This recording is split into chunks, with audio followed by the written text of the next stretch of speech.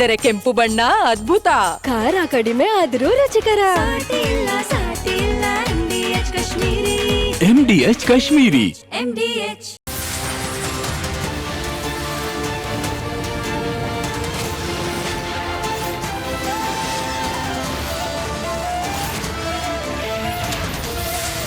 ನೀವು ನೋಡ್ತಾ ಇದ್ದೀರಾ ರಿಪಬ್ಲಿಕ್ ಕನ್ನಡ. ಇದು ನಿಮ್ಮ ಧ್ವನಿ.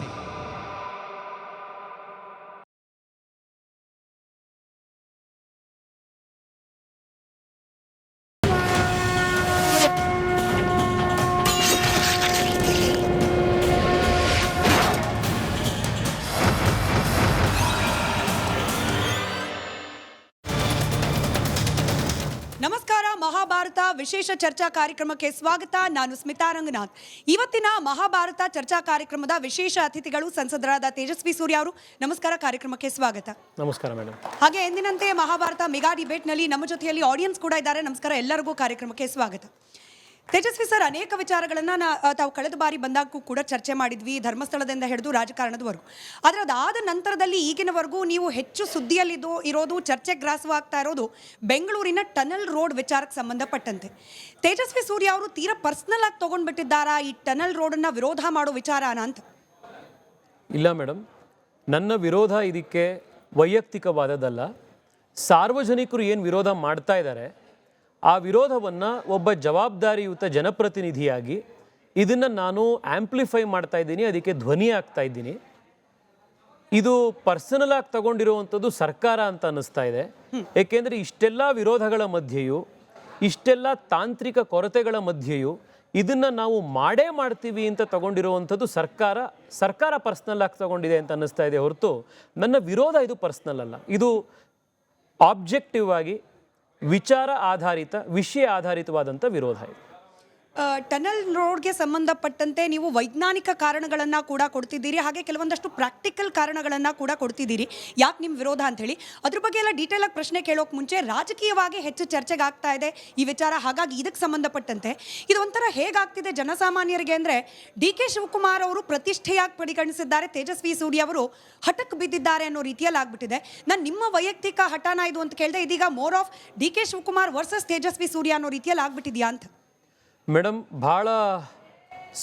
ಭಾಳ ಸ್ಪಷ್ಟ ಮಾಡ್ತಾ ಇದ್ದೀನಿ, ಇದು ಇಬ್ಬರು ವ್ಯಕ್ತಿಗಳ ಮಧ್ಯದ ಹೋರಾಟ ಅಲ್ಲ. ಇದನ್ನು ನಾವು ಆ ರೀತಿ ನೋಡಿದ್ರೆ ಬೆಂಗಳೂರಿಗಾಗುವಂಥ ಲುಕ್ಸಾನ್ ಇದು. ಒಂದು ವಿಚಾರದಲ್ಲಿ ಅವರು ಇದನ್ನು ಬೆಂಗಳೂರಿಗೆ ಮಾಡಬೇಕು ಅನ್ನುವಂಥದ್ದು ಸರ್ಕಾರದ ಒಂದು ಯೋಜನೆ ಇದೆ. ಈ ಐಡಿಯಾ, ಈ ವಿಷನ್ ಸರಿ ಇಲ್ಲ. ಇದನ್ನು ಮಾಡೋದ್ರಿಂದ ಬೆಂಗಳೂರಿಗೆ ಯಾವುದೇ ಉಪಯೋಗ ಆಗೋದಿಲ್ಲ, ಬದಲಾಗಿ ಬೆಂಗಳೂರು ಹಾಳಾಗೋಗುತ್ತೆ.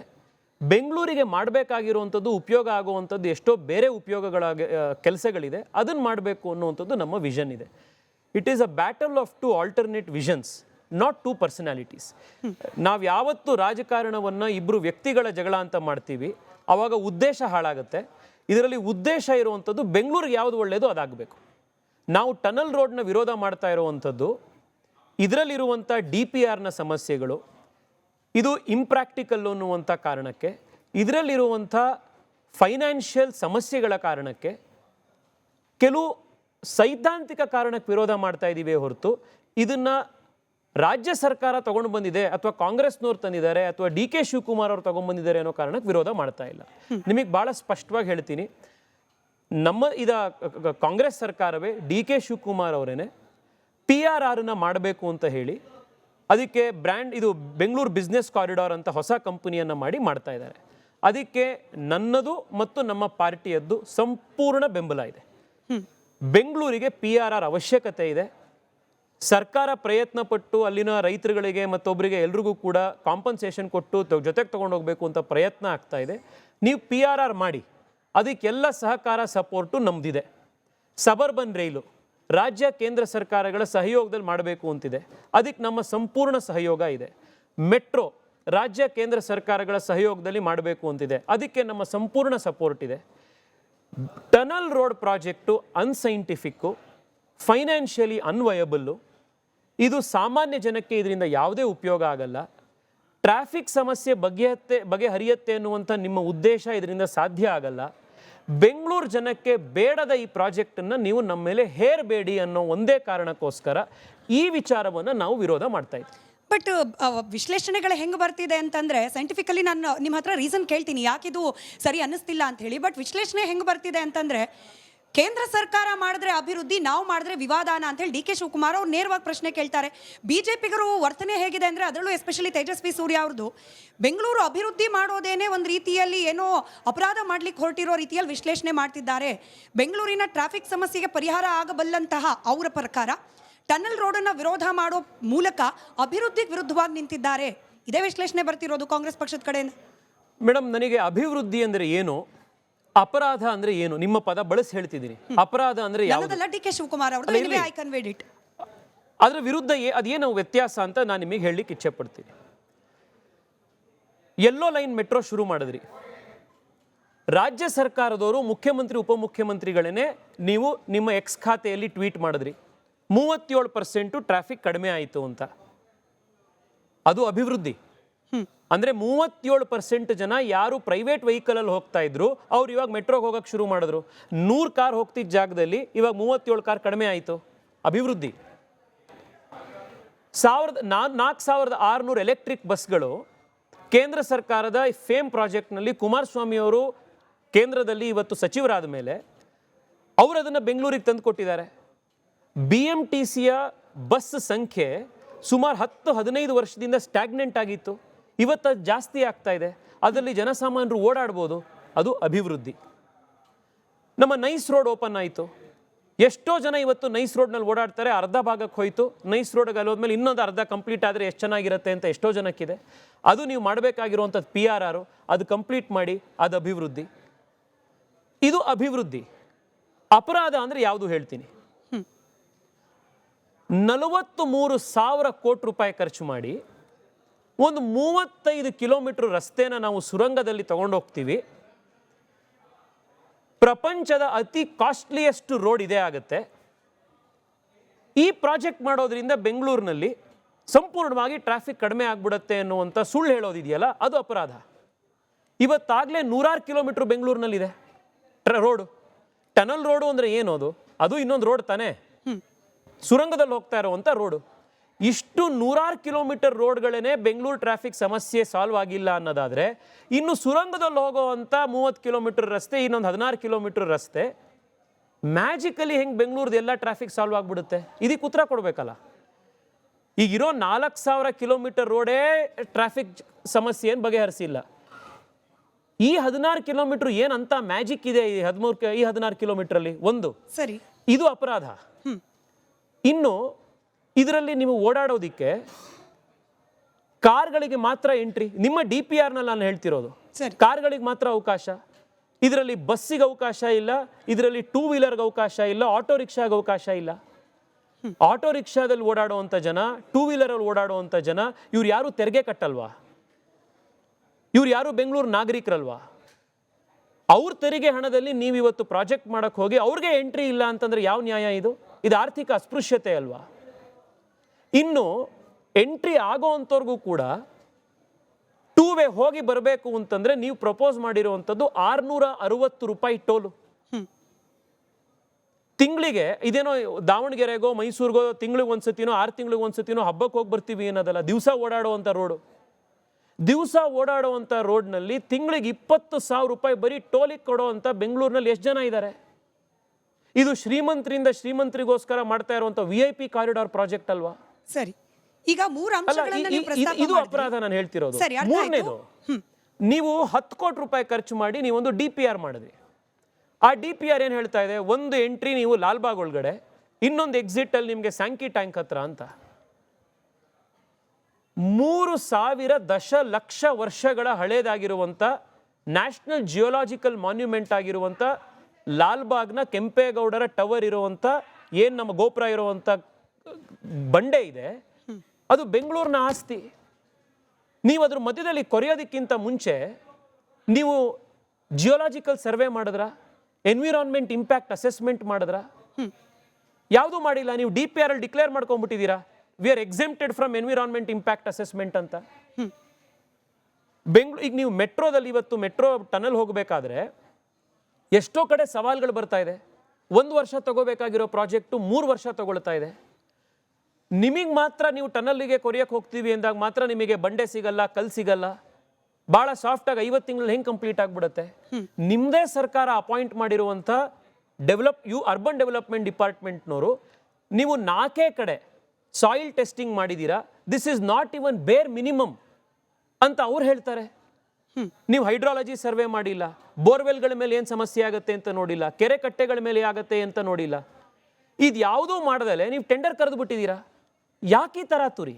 ಸರಿ, 5 ಅಂಶಗಳನ್ನ ಇನ್ನೂ ಸಾಕಷ್ಟು ಪ್ರಶ್ನೆ ಇದೆ. 5 ಅಂಶಗಳನ್ನ ನೀವು ಇಟ್ರಿ, but luxury comes with a price ಅಲ್ವಾ ತೇಜಸ್ವಿ ಸೂರ್ಯ ಅವರೇ? ಮೆಟ್ರೋ ಮಾಡುವಾಗಲೂ ಕೂಡ ಅನೇಕ ಅಡಚಣೆಗಳಿತ್ತು. ಹಾಗಂತ ಮೆಟ್ರೋ ಮಾಡೋಕ್ಕೆ ನಾವು ಹಿಂದೆ ಮುಂದೆ ನೋಡಿದಿದ್ರೆ ಇವತ್ತು ಮೆಟ್ರೋ ಸಂಚಾರ ಆದ್ರಿಂದ ಅನೇಕರಿಗೆ ಅನುಕೂಲ ಆಗ್ತಿತ್ತಾ? ಎನಿವೆ, ನೀವು 5 ಅಪರಾಧಗಳನ್ನ ಪಾಯಿಂಟ್ ಔಟ್ ಮಾಡಿದ್ರಿ. ಇಲ್ಲ, ನೀವು ಫಸ್ಟ್ ಏನು ಹೇಳಿದ್ರಿ? ಅನೇಕ ಮೆಟ್ರೋ ಮತ್ತೆ ಇದಕ್ಕೆ ಕಂಪ್ಯಾರಿಸನ್ ಮಾಡಿದ್ರಿಂದ 30 ಸೆಕೆಂಡ್ಸ್ ತಗೋತೀನಿ. ನಾವು ಟನಲ್ ಮಾಡಬೇಡಿ ಅಂತ ಹೇಳ್ತಾ ಇಲ್ಲ, ಟನಲ್ ಅನ್ನ ಮಾಡಿ, ಆದರೆ ಸರಿಯಾಗಿ ಮಾಡಿ, DPR ಜೊತೆಗೆ ಮಾಡಿ, ಕರೆಕ್ಟ್ ಆಗಿರುವಂಥ ಎನ್ವಿರಾನ್ಮೆಂಟ್ ಇಂಪ್ಯಾಕ್ಟ್ ಅಸೆಸ್ಮೆಂಟ್ನ ಜೊತೆಗೆ ಮಾಡಿ. ಸರಿ, ಯಾವುದೋ ಬ್ಲ್ಯಾಕ್ ಲಿಸ್ಟ್ ಆಗಿರುವಂಥ ಕಂಪ್ನಿಗಳನ್ನು ಕರ್ಕೊಂಡು ಬಂದು, ಡೂಬಿಯಸ್ ಆಗಿರುವಂಥ ಕಂಪ್ನಿಗಳನ್ನು ಕರ್ಕೊಂಡ್ಬಂದು DPR ತಯಾರು ಮಾಡಿಸಿ ಮಾಡಬೇಡಿ. ಸರಿ. 3ನೇದು, ಬೆಂಗಳೂರಿನಲ್ಲಿ ನಾವು ಫೋಕಸ್ ಮಾಡಬೇಕಾಗಿರುವಂಥದ್ದು ಕಡಿಮೆ ಸಮಯದಲ್ಲಿ ಕಡಿಮೆ ದುಡ್ಡಿನಲ್ಲಿ ಹೆಚ್ಚು ಸಾರ್ವಜನಿಕರನ್ನ ಜನರನ್ನ ಟ್ರಾನ್ಸ್ಪೋರ್ಟ್ ಮಾಡುವಂತ ವಿಧಾನಗಳು. ಅಂದ್ರೆ ಪಬ್ಲಿಕ್ ಟ್ರಾನ್ಸ್ಪೋರ್ಟ್ ಮಾಡಕ್ಕೆ ನೀವು ಹೇಳಿದ್ರಿ. ಇದೇ ಒಂದು ನಿಮಿಷ ಅಪರಾಧ ಯಾವುದು ಅಂತ ನೀವು ಮೊದಲು ಹೇಳಿದ್ರಲ್ಲ, ಅಲ್ಲಿಂದಾನೇ ಶುರು ಮಾಡೋಣ sir. Let's discuss everything in detail. We will 20 seconds time ಕೊಡಿ. ನೀವು ಮೆಟ್ರೋ ಟನಲ್ ಅಂತ ಕಂಪೇರ್ ಮಾಡಿದ್ರಿಂದ ನಾನು ಹೇಳ್ತಿರೋದು. IISc ಅವರು ಇದೇ DPR ನ ನಂಬರ್ಗಳನ್ನು ಇಟ್ಕೊಂಡು ಒಂದು ಸ್ಟಡಿ ಮಾಡಿದ್ರು. ಈ ಟನಲ್ ರೋಡ್ನಲ್ಲಿ 1 ಗಂಟೆಗೆ 1600 ಕಾರ್ಗಳು ಪಾಸ್ ಆಗ್ತವೆ. ನೀವು ಅದೇ ಟನಲ್ನೇ ಮಾಡಿ ನೀವು ಮೆಟ್ರೋ ಮಾಡಿದ್ರೆ 69ರಿಂದ 70 ಸಾವಿರ ಜನ ಓಡಾಡ್ಬೋದು. ಸರಿ, ನಾವು 1600 ಜನ ಓಡಾಡುವಂಥ 1800 ಕಾರ್ ಓಡಾಡುವಂಥ ಯೋಜನೆಗೆ ದುಡ್ಡು ಹಾಕಬೇಕು, ಅಥವಾ 1 ಗಂಟೆಗೆ 70 ಸಾವಿರ ಜನ ಓಡಾಡುವಂಥ ಮೆಟ್ರೋಗೆ ಹಾಕಬೇಕು? ಇನ್ನು ಇದೇ DPR ನ ಪ್ರಕಾರ ಸರ್ಕಾರ ಇದನ್ನ ಪ್ರಾಜೆಕ್ಟ್ ಮಾಡೋದಕ್ಕೆ ಬರ್ತಾ ಇರುವಂಥ ಕಂಪನಿಗೆ, ಯಾರೇ ಕಾಂಟ್ರಾಕ್ಟರ್ ಮಾಡ್ತಾರೆ ಅವರಿಗೆ 7,500 ಕೋಟಿ ರೂಪಾಯಿ ವಯಬಿಲಿಟಿ ಗ್ಯಾಪ್ ಫಂಡಿಂಗ್ ಕೊಡ್ತೀವಿ ಅಂತ ಹೇಳಿದ್ದಾರೆ. ವಯಬಿಲಿಟಿ ಗ್ಯಾಪ್ ಫಂಡಿಂಗ್ ಅಂದರೆ ಈ ಪ್ರಾಜೆಕ್ಟು ಸಸ್ಟೈನ್ ಆಗೋದಿಲ್ಲ, ಆರ್ಥಿಕವಾಗಿ ನಷ್ಟ ಆಗುತ್ತೆ, ಅದಕ್ಕೋಸ್ಕರ ನಾವು ನಿಮಗೆ ಸಪೋರ್ಟ್ ಕೊಡ್ತಾ ಇದ್ದೀವಿ ಅಂತ. ಈ 7,500 ಕೋಟಿ ರೂಪಾಯಿ ಎಷ್ಟು ದೊಡ್ಡ ಅಮೌಂಟು ಅನ್ನೋಕ್ಕೆ, ಈಗ ಮೊನ್ನೆ ತಾನೇ ಓಪನ್ ಆದಂಥ RV ರೋಡಿಂದ ಬೊಮ್ಮಸಂದ್ರ ಮೆಟ್ರೋ ಸ್ಟೇಷನ್ ಇದೆಯಲ್ಲ, 19 ಕಿಲೋಮೀಟರ್ ಮೆಟ್ರೋ, ಅದ್ರ ಟೋಟಲ್ ಕಾಸ್ಟ್ ಎಷ್ಟು ಗೊತ್ತಾ? 7,610 ಕೋಟಿ ರೂಪಾಯಿ. ಸರಿ, 19 ಕಿಲೋಮೀಟರ್ ಮೆಟ್ರೋ ಮಾಡೋಷ್ಟು ದುಡ್ಡನ್ನ ನೀವು ಈ ಪ್ರಾಜೆಕ್ಟ್ ಅನ್ನ ಮಾಡಕ್ ಬರ್ತಾ ಇರುವಂತ ಕಾಂಟ್ರಾಕ್ಟರ್ಗೆ ಫ್ರೀಯಾಗಿ ಗಿಫ್ಟ್ ಕೂಡ ಕೊಟ್ಟಿದ್ದೀರಾ. ಸರಿ, ಯಾಕೆ ಹಠ ಇದನ್ನ ಮಾಡಬೇಕು ಅಂತ? ಹಠ ಇರುವಂತದ್ದು ನಿಮಗೆ. ಸಾರ್ವಜನಿಕರು ಬೇಡ ಅಂತ ಇದ್ದಾರೆ. ಮೊನ್ನೆ ಲಾಲ್ಬಾಗಲ್ಲಿ 1000 ಜನ ಬಂದು ಬೇಡ ಅಂದಿದ್ದಾರೆ. ತೇಜಸ್ವಿ ಸೂರ್ಯ ಅವರೇ, ಇವಾಗ ಹೆಬ್ಬಾಳದಿಂದ ಸಿಲ್ಕ್ ಬೋರ್ಡ್ ವರೆಗೂ ಇದೊಂದು ಟನಲ್ ಆದ್ರೆ ಟ್ರಾಫಿಕ್ ಕಂಜೆಷನ್ ಕಮ್ಮಿ ಆಗುತ್ತೆ ಅನ್ನೋದು DK ಶಿವಕುಮಾರ್ ಅವ್ರ ವಾದ. ಇದು ಸರಿ ಇಲ್ಲ ಅನ್ನೋದಾದ್ರೆ ಆಲ್ಟರ್ನೇಟ್ ಏನು? ನೀವು ಒಂದಷ್ಟು ಪ್ಲಾನ್ಗಳನ್ನ ಹಾಕೊಂಡು DK ಶಿವಕುಮಾರ್ ಅವರನ್ನೇ ಮೀಟ್ ಮಾಡಿದ್ರಿ, ಎಕ್ಸ್ಪ್ಲೈನ್ ಮಾಡೋ ಪ್ರಯತ್ನ ಮಾಡಿದ್ರಿ.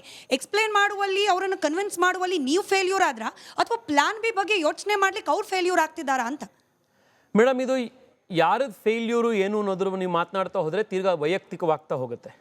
ಬಟ್ ಜನರ ಸಮಸ್ಯೆ ಇದು, ಇಬ್ರು ಜನನಾಯಕರು. ಜನರ ಸಮಸ್ಯೆ ಬಗೆಹರಿಬೇಕು ಅಂತಂದ್ರೆ ನಮ್ಮ ಹತ್ರ ಈಗಾಗಲೇ ಇರೋವಂಥ ಎವಿಡೆನ್ಸ್ ಇದೆಯಲ್ಲ, ಅದ್ರ ಮೇಲೆ ಯೋಚನೆ ಮಾಡೋಣಂತೆ. ನೀವು ಇವಾಗ ಹೆಬ್ಬಾಳದ ಫ್ಲೈಓವರ್ ಓಪನ್ ಆಯಿತು, ನಾವೆಲ್ಲರೂ ನೋಡಿದೀವಿ ಮೊನ್ನೆ ಹೆಬ್ಬಾಳ ಫ್ಲೈಓವರ್ ಓಪನ್ ಆಯಿತು. ಮುಂಚೆ ST ಮಾಲ್ ಹತ್ರ ಜಾಮ್ ಆಗ್ತಾ ಇತ್ತು. ಈಗ ಹೆಬ್ಬಾಳ ಫ್ಲೈಓವರ್ ಬಂದ ಮೇಲೆ ಅದೇ ಜಾಮು ಈ ಬ್ಯಾಪ್ಟಿಸ್ಟ್ ಆಸ್ಪತ್ರೆ ಹತ್ರ ಬಂದು ಜಾಮ್ ಸೇರ್ಕೊಳ್ತು. ಪ್ರಾಬ್ಲಮ್ ಸಾಲ್ವ್ ಆಯ್ತಾ? ಸಾಲ್ವ್ ಆಗಲಿಲ್ಲ. ಡಬಲ್ ಡೆಕ್ಕರ್ ಫ್ಲೈಓವರ್ ಆಯಿತು, ಸಿಲ್ಕ್ ಬೋರ್ಡಲ್ಲಿ ಜಾಮ್ ಆಗ್ತಾ ಇತ್ತು. ಅದೇ ಟ್ರಾಫಿಕ್ ಇವಾಗ ಬಂದು ರಾಗಿಗುಡದ ಹತ್ರ ಬಂದು ನಿಂತ್ಕೊಳ್ತು, ಅಲ್ಲಿ ಜಾಮ್ ಆಗ್ತಾ ಇದೆ. ಪ್ರಾಬ್ಲಮ್ ಸಾಲ್ವ್ ಆಯ್ತಾ? ಸಾಲ್ವ್ ಆಗಲಿಲ್ಲ. ನಮ್ಮ ಎದುರುಗಡೆ ಇರುವಂಥ ಎಕ್ಸಾಂಪಲ್ ಇದು. ಈಗ ನೆನ್ನೆ 2-3 ತಿಂಗಳದ ಎಕ್ಸಾಂಪಲ್ ನಾನು ನಿಮಗೆ ಕೊಡ್ತಾ ಇರೋದು. ಅದೇ ನೀವೇ ಸರ್ಕಾರನೇ ಅಡ್ಮಿಟ್ ಮಾಡಿದ್ದೀರಿ. ಮೆಟ್ರೋ ಬಂದಾದ ಮೇಲೆ 37% ಸಿಲ್ಕ್ ಬೋರ್ಡಲ್ಲಿ ಟ್ರಾಫಿಕ್ ಕಡಿಮೆ ಆಯಿತು ಅಂತ. ಹೆಚ್ಚು ಮೆಟ್ರೋ ಯಾಕೆ ಮಾಡಬಾರ್ದು? ಆಲ್ಟರ್ನೇಟಿವೇ ಅದು. ಇವತ್ತು ಏರ್ಪೋರ್ಟಿಗೆ ಮೆಟ್ರೋ 2025 ಕಂಪ್ಲೀಟ್ ಆಗಬೇಕಾಗಿತ್ತು, ಕಂಪ್ಲೀಟ್ ಆಗಿಲ್ಲ. ಈಗ ನೀವು ಹೇಳ್ತಾ ಇದ್ದೀರಾ 2028 ಆಗುತ್ತೆ ಅಂತ. ಇನ್ನು ನಮ್ಮ JP ನಗರದ ವೇಗಾ ಸಿಟಿಯಿಂದ ಶುರುವಾಗಿ ಕೆಂಪಾಪುರ ತನಕ ಹೋಗುವಂಥ ಮೆಟ್ರೋ ಕೇಂದ್ರ ಸರ್ಕಾರ DPRಗೆ ಅಪ್ರೂವಲ್ ಕೊಟ್ಟು 1.25 ವರ್ಷ ಆಯಿತು. ನೀವಿನ್ನೂ ಟೆಂಡರ್ ಕರೆದಿಲ್ಲ. 2030 ಕಂಪ್ಲೀಟ್ ಆಗಬೇಕಾಗಿತ್ತು, ಈಗ 32-33 ಅಂತ ಇದೆ. 5 ವರ್ಷ ಡಿಲೇ. ಮೇಡಮ್, ಒಂದೊಂದು 6 ತಿಂಗಳು ಮೆಟ್ರೋ ಡಿಲೇ ಆದ್ರೂ 3-4% ಕಾಸ್ಟ್ ಜಾಸ್ತಿ ಆಗುತ್ತೆ. ಸಾವಿರಾರು ಕೋಟಿ ರೂಪಾಯಿ ಜಾಸ್ತಿ ಆಗುತ್ತೆ. ಇದು ಯಾಕೆ ಡಿಲೇ ಮಾಡ್ತಾ ಇದ್ದೀರಿ? ಸರಿ, ಹಂಗಾದ್ರೆ ಇದಕ್ಕೆ ಆಲ್ಟರ್ನೇಟ್ ಏನು ತೇಜಸ್ವಿ ಸೂರ್ಯ ಅವರೇ? ಟನಲ್ ರಸ್ತೆ ಬೇಡ ಅನ್ನೋದಾದ್ರೆ ಅದಕ್ಕೆ ಆಲ್ಟರ್ನೇಟ್ ಏನು? ನೀವು ಪ್ರಪೋಸ್ ಮಾಡಿದ ಪ್ಲಾನ್ ಏನು ಅಂತ ಹೇಳಿ, ಎಸ್ಪೆಷಲಿ ಹೆಬ್ಬಾಳದಿಂದ ಸಿಲ್ಕ್ ಬೋರ್ಡ್ ಜಂಕ್ಷನ್. ಈ ಹೆಬ್ಬಾಳದಿಂದ ಸಿಲ್ಕ್ ಬೋರ್ಡ್ ಜಂಕ್ಷನ್ನಿಗೆನೆ ರೆಡ್ ಲೈನ್ ಮೆಟ್ರೋ ಬರ್ತಾ ಇದೆ. ಅದೇ ಲೈನ್ನಲ್ಲೇ ಮೆಟ್ರೋ ಬರ್ತಾ ಇದೆ. ಆ ಮೆಟ್ರೋ ನೀವು ಮಾಡಿ, ಈಗಿರುವಂಥ ಟ್ರಾಫಿಕ್ಕು ಕಡಿಮೆ ಆಗುತ್ತೆ. ಈಗ ಇಷ್ಟೇ ಮೇಡಮ್ ಲಾಜಿಕ್ಕು. ಇವಾಗ ಸಿಲ್ಕ್ ಬೋರ್ಡ್ನಲ್ಲಿ ನೀವು ಮೆಟ್ರೋ ಮಾಡಿದ್ರಿ, ಯೆಲ್ಲೋ ಲೈನ್ ಮೆಟ್ರೋ ಆಯಿತು, 37% ಟ್ರಾಫಿಕ್ ಕಡಿಮೆ ಆಯಿತು ತಾನೆ. ಅದೇ ಥರ ನೀವಿವಾಗ ಈ ರೆಡ್ ಲೈನ್ ಮೆಟ್ರೋ ಏನಿವಾಗ ಪೆಂಡಿಂಗ್ ಇದೆ DPR, ಅದು ಕಡಿಮೆ ಆಯಿತು ಅಂತಂದರೆ ಇಲ್ಲೂ 35% ಟ್ರಾಫಿಕ್ ಕಡಿಮೆ ಆಗಬೇಕಲ್ಲ. ಆಗ ಮೇಲ್ಗಡೆ ಇರುವಂಥ ಏನೀಗ ರೋಡಲ್ಲಿ ಹೋಗ್ತಾ ಇರುವಂಥ ಟ್ರಾಫಿಕ್ ಆಟೋಮೆಟಿಕ್ಕಾಗಿ ಕಡಿಮೆ ಆಗುತ್ತಲ್ಲ. The only solution, only alternative ಏನು ಅಂತಂದರೆ ಹೆಚ್ಚು ಜನನ್ನ ವೈಯಕ್ತಿಕ ವೆಹಿಕಲ್ಗಳಿಂದ ಕಡಿಮೆ ಮಾಡಿಸಿ ಸಾರ್ವಜನಿಕ ಸಾರಿಗೆಗೆ ಕರ್ಕೊಂಡು ಹೋಗುವಂಥದ್ದು. That is the only solution. But ಇದಕ್ಕೆ, ಇದೇ ವಾದಕ್ಕೆ ಅವರಿಂದ ಬಂದ ಪ್ರತಿಕ್ರಿಯೆ ಕೂಡ ನಿಮಗೆ ಗೊತ್ತಿರುತ್ತೆ. ಹಿ ವೆಂಟ್ ಆನ್ ಪರ್ಸನಲ್, ಅಂದ್ರೆ ವೈಯಕ್ತಿಕವಾದ ಪ್ರೈವೇಟ್ ಆದ ವೆಹಿಕಲ್ಗಳನ್ನ ಬಿಡಿ ಅನ್ನೋ ತೇಜಸ್ವಿ ಸೂರ್ಯ ಅವರೇ ಮದುವೆ ಟೈಮಲ್ಲಿ ಕಾರ್ ಬೇಕು ಅಂತ ಅಪ್ಲಿಕೇಶನ್ ಹಾಕಿದ್ರು, ಲೆಟರ್ ಇದೆ, ನಾನು ಬೇಕಾದ್ರೆ ಅದನ್ನ ರಿಲೀಸ್ ಮಾಡ್ತೀನಿ ಅಂತ. ಉಪಮುಖ್ಯಮಂತ್ರಿಗಳಿಗೆ ಯಾರು ಮಿಸ್ಗೈಡ್ ಮಾಡಿದ್ರು ಗೊತ್ತಿಲ್ಲ. ನಾನು 2024ರಲ್ಲಿ ನನ್ನ ಮರು ಚುನಾವಣೆ ಆದ 15-20 ದಿವಸಕ್ಕೆ ಪತ್ರ ಬರೆದೆ. ಪತ್ರ ಏನಂತ ಬರೆದಿದ್ದು, ನಾನು ಮದುವೆ ಆಗಿದ್ದು 2025ರಲ್ಲಿ, ಮದುವೆ ಆಗೋದಕ್ಕಿಂತ 1 ವರ್ಷದ ಮುಂಚೆ ಪತ್ರ ಬರೆದೆ. ಸರ್ಕಾರದ ಕಾರ್ಯದರ್ಶಿಗಳಿಗೆ ನೂತನ ವಾಹನ ಒದಗಿಸುವ ಕುರಿತು ಮೇಲ್ಕಂಡ ವಿಷಯಕ್ಕೆ ಸಂಬಂಧಪಟ್ಟಂತೆ ಬೆಂಗಳೂರು ದಕ್ಷಿಣ ಲೋಕಸಭಾ ಸಂಸದನಾಗಿ ಮರು ಆಯ್ಕೆಗೊಂಡಿದ್ದು, ಈ ಹಿಂದಿನ ಅವಧಿಯಲ್ಲಿ ಸರ್ಕಾರದ ವತಿಯಿಂದ ನನಗೆ ನೀಡಲಾಗಿದ್ದ ವಾಹನವು 1 ಲಕ್ಷ ಕಿಲೋಮೀಟರ್ಗಿಂತ ಅಧಿಕ ಪ್ರಯಾಣ ದೂರವನ್ನು ಕ್ರಮಿಸಿದ್ದು, ಕ್ಷೇತ್ರ ಸಂಚಾರಕ್ಕೆ ಅನುಕೂಲವಾಗುವ ನಿಟ್ಟಿನಲ್ಲಿ ನೂತನ ವಾಹನ ಒದಗಿಸುವಂತೆ ಈ ಮೂಲಕ ತಮ್ಮಲ್ಲಿ ಕೋರುತ್ತೇನೆ. ಪತ್ರ ಬರೆದಿರೋದು 1 ಲಕ್ಷ ಆಗಿದೆ, ಮರು ಆಯ್ಕೆ ಆಗಿದ್ದೀವಿ. ಕರ್ನಾಟಕದ 28 MP ಕಾರ್ ಕೊಡೋದಕ್ಕೆ ಸರ್ಕಾರದ ಒಂದು ವ್ಯವಸ್ಥೆ ಇದೆ, ಅದಕ್ಕೆ ಕೊಡಿ ಅಂತ. ನೀವು ಕಾರ್, ನಾನು ಮದುವೆ ಆಗ್ತಾ ಇದ್ದೀನಿ ಅದಕ್ಕೋಸ್ಕರ ಕಾರ್ ಕೊಡಿ, ನೀವು ಕೊಡಲಿಲ್ಲ ಅಂತಂದರೆ ನನಗೆ ಯಾರು ಹೆಣ್ಣು ಕೊಡಲ್ಲ ಅಂತ ಬರ್ದಿರೋದಲ್ಲ ಪತ್ರ. ಸರಿ, ಈ ಪತ್ರ ಸರ್ಕಾರದ ಹತ್ರನೇ ಇದೆ. ಅವ್ರಿಗೆ ದಾಖಲೆನೋ ಬಿಡುಗಡೆ ಮಾಡ್ತೀವಿ ಅಂದ್ರಲ್ಲ, ಅವ್ರು ದಾಖಲೆ ಬಿಡುಗಡೆ ಮಾಡೋದು ಬೇಕಿಲ್ಲ. ನಾನೇ 10 ಕಾಪಿ ತಂದಿದ್ದೀನಿ, ನಿಮ್ಮೆಲ್ರಿಗೂ ಈಗಲೇ ಕೊಟ್ಟೋಗ್ಬಿಡ್ತೀನಿ. ಸರಿ, ನಾನು ಅದಕ್ಕೆ ಕೇಳಿದೆ, ನೀವು ಒಂದಷ್ಟು ಆಲ್ಟರ್ನೇಟಿವ್ ಪ್ಲಾನ್ಗಳನ್ನ ಸಾಮಾಜಿಕ ಜಾಲತಾಣದ ಮೂಲಕನೂ ಹರಿಬಿಟ್ರಿ, ಮಾಧ್ಯಮಗಳ ಮೂಲಕನೂ ಪ್ರತಿ ತಿಳಿಸ್ತಾ ಇದ್ದೀರಿ. DK ಶಿವಕುಮಾರ್ ಅವರನ್ನೇ ಖುದ್ದು ಭೇಟಿ ಮಾಡಿ ಕೂಡ ತಿಳಿಸಿದ್ರಿ ಈ ಟ್ರಾಫಿಕ್ ಸಮಸ್ಯೆಗೆ ಪರಿಹಾರ ಏನಾಗಬಹುದು ಅಂತ ಹೇಳಿ. ಅದು ಏನು ಅಂತ ಹೇಳಿ ಬ್ರೀಫ್ ಆಗಿ ಹೇಳ್ತಾ, ಯಾಕೆ ಕನ್ವಿನ್ಸ್ ಆಗ್ತಿಲ್ಲ ಇದು DK ಶಿವಕುಮಾರ್ ಅವರಿಗೆ? ವೈಯಕ್ತಿಕ ಲಾಭ ಏನಾದರೂ ಇದೆಯಾ DCM ಅವರಿಗೆ ಈ ಟನಲ್ ರೋಡ್ ಮೂಲಕ ಅಂತ ಹೇಳಿ? ಮೇಡಮ್, ಪ್ರಪಂಚದ ಪ್ರತಿ ನಗರದಲ್ಲೂ ಕೂಡ ಇದು ಪ್ರೂವ್ ಆಗಿದೆ. ಟ್ರಾಫಿಕ್ಕನ್ನು ಕಡಿಮೆ ಮಾಡಬೇಕು ಅಂತಂದರೆ ರಸ್ತೆಗಳಲ್ಲಿರುವಂಥ ವೆಹಿಕಲ್ನ ಸಂಖ್ಯೆ ಕಡಿಮೆ ಆಗಬೇಕು, ಸಾರ್ವಜನಿಕ ಸಾರಿಗೆ ಜಾಸ್ತಿ ಆಗಬೇಕು. ಇವತ್ತು ನಮ್ಮಲ್ಲಿ ಸಮಸ್ಯೆ ಏನಾಗಿದೆ ಅಂತಂದರೆ, ಪಬ್ಲಿಕ್ ಟ್ರಾನ್ಸ್ಪೋರ್ಟ್ ಉಪಯೋಗಿಸೋವಂಥವ್ರು, ಕಾರ್ ಇಲ್ದಲೇ ಇರೋವಂಥವ್ರು, ಬಡವರು, ಅವ್ರಿಗೆ ಬೇರೆ ವಿಧಿ ಇಲ್ಲ, ಅದಕ್ಕೋಸ್ಕರ ಪಬ್ಲಿಕ್ ಟ್ರಾನ್ಸ್ಪೋರ್ಟಲ್ಲಿ ಓಡಾಡ್ತಾ ಇದ್ದಾರೆ ಅನ್ನುವಂಥದ್ದಾಗಿದೆ. ಆದರೆ ಅಭಿವೃದ್ಧಿ ಹೊಂದಿದ ಎಲ್ಲ ರಾಷ್ಟ್ರಗಳಲ್ಲಿ, ದೊಡ್ಡ ದೊಡ್ಡ ಪ್ರಪಂಚದ ನಗರಗಳಲ್ಲಿ ಪ್ರೈಮ್ ಮಿನಿಸ್ಟ್ರು, ಬಿಲಿಯನೇರ್ಸ್ಗಳು ಅವರೆಲ್ಲರೂ ಕೂಡ ಸಾರ್ವಜನಿಕ ಸಾರಿಗೆಲೇ ಓಡಾಡ್ತಾರೆ. ಅಷ್ಟು ಕಂಫರ್ಟಬಲ್ ಆಗಿರುವಂಥ, ರಿಲಯಬಲ್ ಆಗಿರುವಂಥ ಸಾರ್ವಜನಿಕ ಸಾರಿಗೆ ಅಲ್ಲಿ ಎಸ್ಟಾಬ್ಲಿಷ್ ಆಗಿರುತ್ತೆ. ನಾನು ಕಾರನ್ನು ಯಾರು ತಗೊಳ್ಬಾರದು ಅನ್ನೋದು ನಮ್ಮ ವಾದ ಅಲ್ಲ, ಇದು ಕಾರ್ ವಿರುದ್ಧದ ಹೋರಾಟವೂ ಅಲ್ಲ. ಆದರೆ ನೀವೇ ಕಾರ್ ಇಟ್ಕೊಂಡಿರೋ ಎಷ್ಟೋ ಜನನ್ನ ಮೆಟ್ರೋ ಬಂದಿರೋವಂಥ ಕಡೆಗೆ ನೀವು ಹೋಗಿ ಅವ್ರಿಗೆ ಕೇಳಿ. IT ಕೆಲಸ ಮಾಡ್ತಾ ಇರೋವಂಥವ್ರು, ಲಕ್ಷಾಂತರ ರೂಪಾಯಿ ಸಂಬಳ ತಗೋತಾ ಇರೋವಂಥವ್ರು, ಅವ್ರಿಗೆ ಹೋಗಿ ನೀವು ಕೇಳಿ, ಎಷ್ಟು ದಿವಸಕ್ಕೊಂದ್ಸತಿ ಕಾರ್ ತೆಗಿತೀರಾ ಅಂತ. ಮೆಟ್ರೋ ಬಂದಿದ್ರೆ ಕಾರಲ್ಲಿ ಹೋಗೋದೇ ಇಲ್ಲ. ದಿನ ಇದರಲ್ಲಿ ಕಸ್ಬಿಸಿಲಿ, ಆ ಜಾಮಲ್ಲಿ ಯಾರು ಹೋಗ್ತಾರೆ ಕಾರಲ್ಲಿ? ನಾನು ಯೆಲ್ಲೋ ಲೈನ್ದು ಪರ್ಪಲ್ ಲೈನ್ದು ಉದಾಹರಣೆ ಕೊಟ್ಟೆ, ಎಷ್ಟು ಟ್ರಾಫಿಕ್ ಕಡಿಮೆ ಆಯಿತು ಮೆಟ್ರೋ ಬಂದ ಮೇಲೆ ಅಂತ. 10 ಲಕ್ಷ ಜನ ಮೆಟ್ರೋಲ್ ಓಡಾಡ್ತಾರೆ ಬೆಂಗಳೂರಿನಲ್ಲಿ, 45 ಲಕ್ಷ ಜನ ಬಸ್ನಲ್ಲಿ ಓಡಾಡ್ತಾರೆ. ಅಂದರೆ 55 ಲಕ್ಷ ಜನ ಬೆಂಗಳೂರಿನ ಜನಸಂಖ್ಯೆಯಲ್ಲಿ 1/3 ಲಕ್ಷ ಪಾಪ್ಯುಲೇಷನ್ ಅಂದರೆ 55 ಲಕ್ಷ ಜನ ಇವತ್ತು ಸಾರ್ವಜನಿಕ ಸಾರಿಗೆಯಲ್ಲಿ ಓಡಾಡ್ತಾರೆ. ಸರಿ. ಬೆಂಗಳೂರಿನಲ್ಲಿ ಇವತ್ತು ಕಾರನ್ನ ಬಳಸ್ತಾ ಇರುವಂಥ ಜನರ ಸಂಖ್ಯೆ 12-14% ಅಷ್ಟೇನೆ. ನಾಳೆ ಆರ್ಥಿಕ ಬೆಳವಣಿಗೆ ಎಲ್ರಿಗೂ ಆಗತ್ತೆ. ಬೆಂಗಳೂರಿನಲ್ಲಿ ಬಂದ ಮೇಲೆ ಎಲ್ರಿಗೂ ಕೂಡ ಇವತ್ತು 50,000 ರೂಪಾಯಿ ನಿಮ್ಮ ಹತ್ರ ಇತ್ತು ಅಂತಂದರೆ ಬ್ಯಾಂಕ್ ಸಾಲ ಕೊಡುತ್ತೆ, ನಾಳೆ ಬೆಳಗ್ಗೆ ಕಾರ್ ತಗೋಬೋದು ನೀವು. 12-13% ಜನರ ಹತ್ರ ಕಾರ್ ಇದ್ದೇನೆ ಬೆಂಗಳೂರು ಸ್ಥಿತಿ ಹಿಂಗಿದೆ. ಇನ್ನು 35-40% ಜನ ಇದು ಕಾರ್ ತಗೊಂಡು ಎಲ್ಲರೂ ರಸ್ತೆ ಕಾರ್ ಇಳಿಸಿದ್ರು ಅಂತಂದರೆ ನಿಮಗೆ ಮನೆಯಿಂದ ಆಚೆನೇ ಬರೋಕ್ಕಾಗಲ್ಲ. ಅದಕ್ಕೆ ಬೆಂಗಳೂರಿನ ಹಿಂದಿನ ಎಲ್ಲ ಸರ್ಕಾರಗಳು ಸೇರಿ ಏನು ಯೋಜನೆ ಕೊಟ್ಟರು, 2031ಕ್ಕೆ ಒಂದು ವಿಷನ್ ಕೊಟ್ಟರು, ಕಾಂಪ್ರಹೆನ್ಸಿವ್ ಮೊಬಿಲಿಟಿ ಪ್ಲಾನ್ ಅಂತ. ಅದ್ರ ಪ್ರಕಾರ ಬೆಂಗಳೂರಿಗೆ 300 ಕಿಲೋಮೀಟರ್ ಮೆಟ್ರೋ ಆಗಬೇಕು ನಗರದ ಒಳಗಡೆ ಅಂತ ಆಯಿತು. 300 ಕಿಲೋಮೀಟರ್ ಮೆಟ್ರೋ ಬೆಂಗಳೂರಿಗೆ ಆಯಿತು ಅಂತಂದರೆ ನೀವು ಈ ಬೆಂಗಳೂರಿನ ನಗರದ ಯಾವುದೇ ಭಾಗದಲ್ಲಿ ನಿಂತಿರಲಿ, ಅಲ್ಲಿಂದ 5 ನಿಮಿಷ ದೂರದಲ್ಲಿ ನಿಮ್ಗೊಂದು ಮೆಟ್ರೋ ಸ್ಟೇಷನ್ ಸಿಗುತ್ತೆ. ನಿಮ್ಮ ಮನೆಯಿಂದ 5 ನಿಮಿಷ ದೂರದಲ್ಲಿ ನಡ್ಕೊಂಡು ಹೋದರೆ ಕರೆಕ್ಟಾಗಿರುವಂಥ ಮೆಟ್ರೋ ಸ್ಟೇಷನ್ ಸಿಗುತ್ತೆ. ಏನು 43,000 ಕೋಟಿ ರೂಪಾಯಿನ ನೀವು ಖರ್ಚು ಮಾಡಕ್ಕೆ ಹೋಗ್ತಿದ್ದೀರಿ ಈ ಪ್ರಾಜೆಕ್ಟಿಗೆ, ಸರಿ, ಅದೇ 43,000 ಕೋಟಿಲಿ ನೀವು 300 ಕಿಲೋಮೀಟರ್ ಮೆಟ್ರೋನೂ ಮಾಡ್ಬೋದು, ಒಳ್ಳೆ ಕ್ಲೀನ್ ಆಗಿರುವಂಥ ಫುಟ್ಪಾತ್ಗಳನ್ನು ಮಾಡ್ಬೋದು, ಸರಿಯಾಗಿರುವಂಥ ರಸ್ತೆಗಳನ್ನು ಮಾಡ್ಬೋದು. ಕರೆಕ್ಟ್ ಆಗಿರುವಂಥ ರಸ್ತೆ, ಕರೆಕ್ಟ್ ಓಡಾಡೋಕ್ಕಾಗುವಂಥ ಫುಟ್ಪಾತು, 5 ನಿಮಿಷಕ್ಕೊಂದ್ಸತಿ ಸಿಗುವಂಥ ಮೆಟ್ರೋ ಸ್ಟೇಷನ್ ಆಯಿತು ಅಂತಂದರೆ, ಒಳ್ಳೆ ಕ್ವಾಲಿಟಿ ಚಿಕ್ಕ AC ಒಳ್ಳೆ ಬಸ್ಗಳು ಸಿಕ್ತು ಅಂತಂದರೆ ಬೆಂಗಳೂರಿನಲ್ಲಿ ಜನ ಅವ್ರ ಸ್ವಂತ ಗಾಡಿನ ಹೊರಗಡೆ ತೊಗೊಂಡು ಬರೋದ್ರ ಬದಲು ಇದರಲ್ಲೇ ಓಡಾಡ್ತಾರೆ. ನಿಜ. ಜನರಿಗೆ ಸೊಲ್ಯೂಷನ್ ಕರೆಕ್ಟ್. ಜನರಿಗೆ ಬೇಜಾರು ಯಾಕಾಗುತ್ತೆ ಗೊತ್ತಾ ತೇಜಸ್ವಿ ಸೂರ್ಯ ಅವರೇ? ನೋಡಿ, ನೀವು ಇಷ್ಟೆಲ್ಲ ಪ್ರಾಕ್ಟಿಕಲ್ ಆಗಿ ವಿತ್ ಡೇಟಾ ವಿತ್ ಸ್ಟ್ಯಾಟ್ಸ್ ಹೇಳ್ತಿದ್ದೀರಿ, ಬಟ್ ರಾಜಕಾರಣಿಗಳು ಅಂತ ಬಂದಾಗ ಪಕ್ಷಾತೀತವಾಗಿ ಉತ್ತರಗಳು ಹೆಂಗಿರುತ್ತೆ? ನೀವು ಬಸ್ಸು ಅಥವಾ ಸಾರ್ವಜನಿಕ ಈ ಸಂಚಾರ ವ್ಯವಸ್ಥೆ ಅಂತಂದ್ರೆ ಫಸ್ಟ್ BJP ಅವ್ರು ಮಾಡಲಿ ಅಂತ ಹೇಳ್ತಾರೆ DK ಶಿವಕುಮಾರ್ ಅವರು. ನೀವು ಪ್ಲಾನ್ ಬಿ, ಆಲ್ಟರ್ನೇಟ್ ಪ್ಲಾನ್ ಅಂದ್ರೆ ಎಳಸು ಅಂತ ಕರೆದು ಬಿಡ್ತಾರೆ. ಅಂದ್ರೆ ಓವರ್ ಆಲ್ ರಾಜಕಾರಣಿಗಳು ಪ್ರಾಕ್ಟಿಕಲ್ ಆಗಿ ಜನರ ಪರವಾಗಿ ಜನರಿಗೆ ಅರ್ಥ ಆಗೋ ರೀತಿಯಲ್ಲಿ ಮಾತನಾಡೋದಕ್ಕಿಂತ ರಾಜಕಾರಣ ಜಾಸ್ತಿ ಮಾಡ್ತಾರೆ, ಇನ್ಕ್ಲೂಡಿಂಗ್ ಟನಲ್ ರೋಡ್ ವಿಚಾರದಲ್ಲಿ ಅನ್ನೋದ್ರಲ್ಲಿ ಬಂದ್ಬಿಡುತ್ತೆ. ಮೇಡಮ್, ಭಾಳ ಬೇಸರದ ಸಂಗತಿ ಅದು. ಡಿಸ್ಕಷನ್ಸ್ ಥರ ಒಂದು ಲೆವೆಲಿಗೆ ಮೇಲೆ ಹೋಗಲಿ, ವಿಚಾರದ ಕುರಿತಾಗಿ ಡಿಸ್ಕಷನ್ ಆಗಲಿ ಅಂತಂದರೆ ಈ ಥರದ ಪ್ರಶ್ನೆಗಳನ್ನು ಕೇಳಿದ್ರೆ ಇದರಲ್ಲಿರುವಂಥ ಪ್ರಾಜೆಕ್ಟ್ಗಳಲ್ಲಿರುವಂಥ ಸಮಸ್ಯೆಗಳ ಬಗ್ಗೆ ವೈಯಕ್ತಿಕ ಟೀಕೆ ಮಾಡಿದ್ರೆ ವಿಚಾರ ಹೇಗೆ ಚರ್ಚೆ ಆಗ್ಲಿಕ್ಕೆ ಸಾಧ್ಯ ಇದೆ? ನಾವಿವತ್ತು ಕೇಳ್ತಾ ಇರೋವಂಥದ್ದು, ಬೆಂಗಳೂರಿನಲ್ಲಿ ಎಷ್ಟು ಜನ 665 ರೂಪಾಯಿ ಪ್ರತಿ ದಿವಸ ಕೊಟ್ಟು ಓಡಾಡಕ್ಕೆ ಸಾಧ್ಯ ಇದೆ? ಇದಕ್ಕೆ ಉತ್ತರ ಬರಲಿಲ್ಲ. ನೀವು ಇದಕ್ಕೆ ಎನ್ವಿರಾನ್ಮೆಂಟ್ ಇಂಪ್ಯಾಕ್ಟ್ ಅಸೆಸ್ಮೆಂಟ್ ಸ್ಟಡಿನೇ ಮಾಡಿಲ್ಲ. 160 ಮೀಟರ್ ಕೆಳಗಡೆ ನೀವು ಇದನ್ನು ಬಗೆದು ಇದನ್ನು ಹೋಗ್ತೀವಿ ಅಂತಂದರೆ ಆಕ್ವಿಫರ್ಸ್ಗೆ ಏನಾಗುತ್ತೆ? ಏನೂ ಆಗ್ದಲೇ ಇರ್ಬೋದು, ಯಾಕೆಂದರೆ ಎಲ್ಲ ದೇಶಗಳಲ್ಲೂ ಟನಲ್ ಮಾಡಿದ್ದಾರೆ, ಮೆಟ್ರೋನು ಟನಲ್ನಲ್ಲಿ ಹೋಗ್ತಿದೆ ಇವತ್ತು. ಬಟ್ ಅದಕ್ಕೊಂದು ಸ್ಟಡಿ ಮಾಡಿದ್ರಲ್ಲ, ಆ ಸ್ಟಡಿನೇ ನೀವು ಮಾಡಿಲ್ಲ. ಇದರಲ್ಲಿ ಯಾಕೆ ಮಾಡಿಲ್ಲ? ಅದಕ್ಕೆ ಉತ್ತರ ಕೊಡ್ತಾ ಇಲ್ಲ. ಅದಕ್ಕೆ ಪರ್ಸ್ನಲ್ ಅಟ್ಯಾಕ್ ಏನೇನೇ ಉತ್ತರ. ಇದೇ ದುಡ್ಡಿನಲ್ಲಿ ಇಷ್ಟೊಂದು ಮೆಟ್ರೋ ಮಾಡ್ಬೋದು, ಬಸ್ ಮಾಡ್ಬೋದು, ಸಬರ್ಬನ್ ರೈಲ್ ಮಾಡ್ಬೋದು, ಯಾಕೆ ಅದನ್ನು ಆಪ್ಷನ್ ಮಾಡ್ತಾ ಇಲ್ಲ? ಅದಕ್ಕೆ ಉತ್ತರ ಇಲ್ಲ. 7,500 ಕೋಟಿ ರೂಪಾಯಿ ವಯಬಿಲಿಟಿ ಗ್ಯಾಪ್ ಫಂಡಿಂಗ್ ಯಾಕೆ ಕೊಡಕ್ಕೆ ಹೋಗ್ತಾ ಇದ್ದೀರಾ? 8 ತಿಂಗಳಿಂದ ಮೇಡಮ್ ಸ್ಮಶಾನದಲ್ಲಿ ಕೆಲಸ ಮಾಡ್ತಾ ಇರುವಂಥ, ಚಿತಾಗಾರದಲ್ಲಿ ಕೆಲಸ ಮಾಡ್ತಾ ಇರುವಂಥ ನೌಕರರಿಗೆ ಸಂಬಳ ಕೊಡಕ್ಕೆ ದುಡ್ಡಿಲ್ಲ.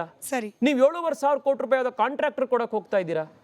ಇದೇ ದುಡ್ಡನ್ನ ಬೇರೆದಕ್ಕೆ ಬಳಸಕ್ಕಾಗಲ್ವಾ? ನಮ್ಮ ಹತ್ರ ಅಷ್ಟೊಂದು ರಾಜಕಾರಣ ಮಾಡ್ತಿಲ್ವಲ್ಲ ತೇಜಸ್ವಿ ಸೂರ್ಯ ಅವರೇ? ನಿಮ್ಮನ್ನ ಹೊರತುಪಡಿಸಿ ಬಿಜೆಪಿಯ ನಾಯಕರಲ್ಲಿ ಬಾಯಲ್ಲಿ ಬರ್ತಿರೋದು ಕೂಡ ರಾಜಕೀಯ ಹೇಳಿಕೆಗಳಲ್ವಾ? ಫಾರ್ ಎಕ್ಸಾಂಪಲ್ ಆರ್ ಅಶೋಕ್, ನಿಮ್ಮ ವಿರೋಧ ಪಕ್ಷದ ನಾಯಕರು, ಅವ್ರೇನ್ ಹೇಳ್ತಾರೆ?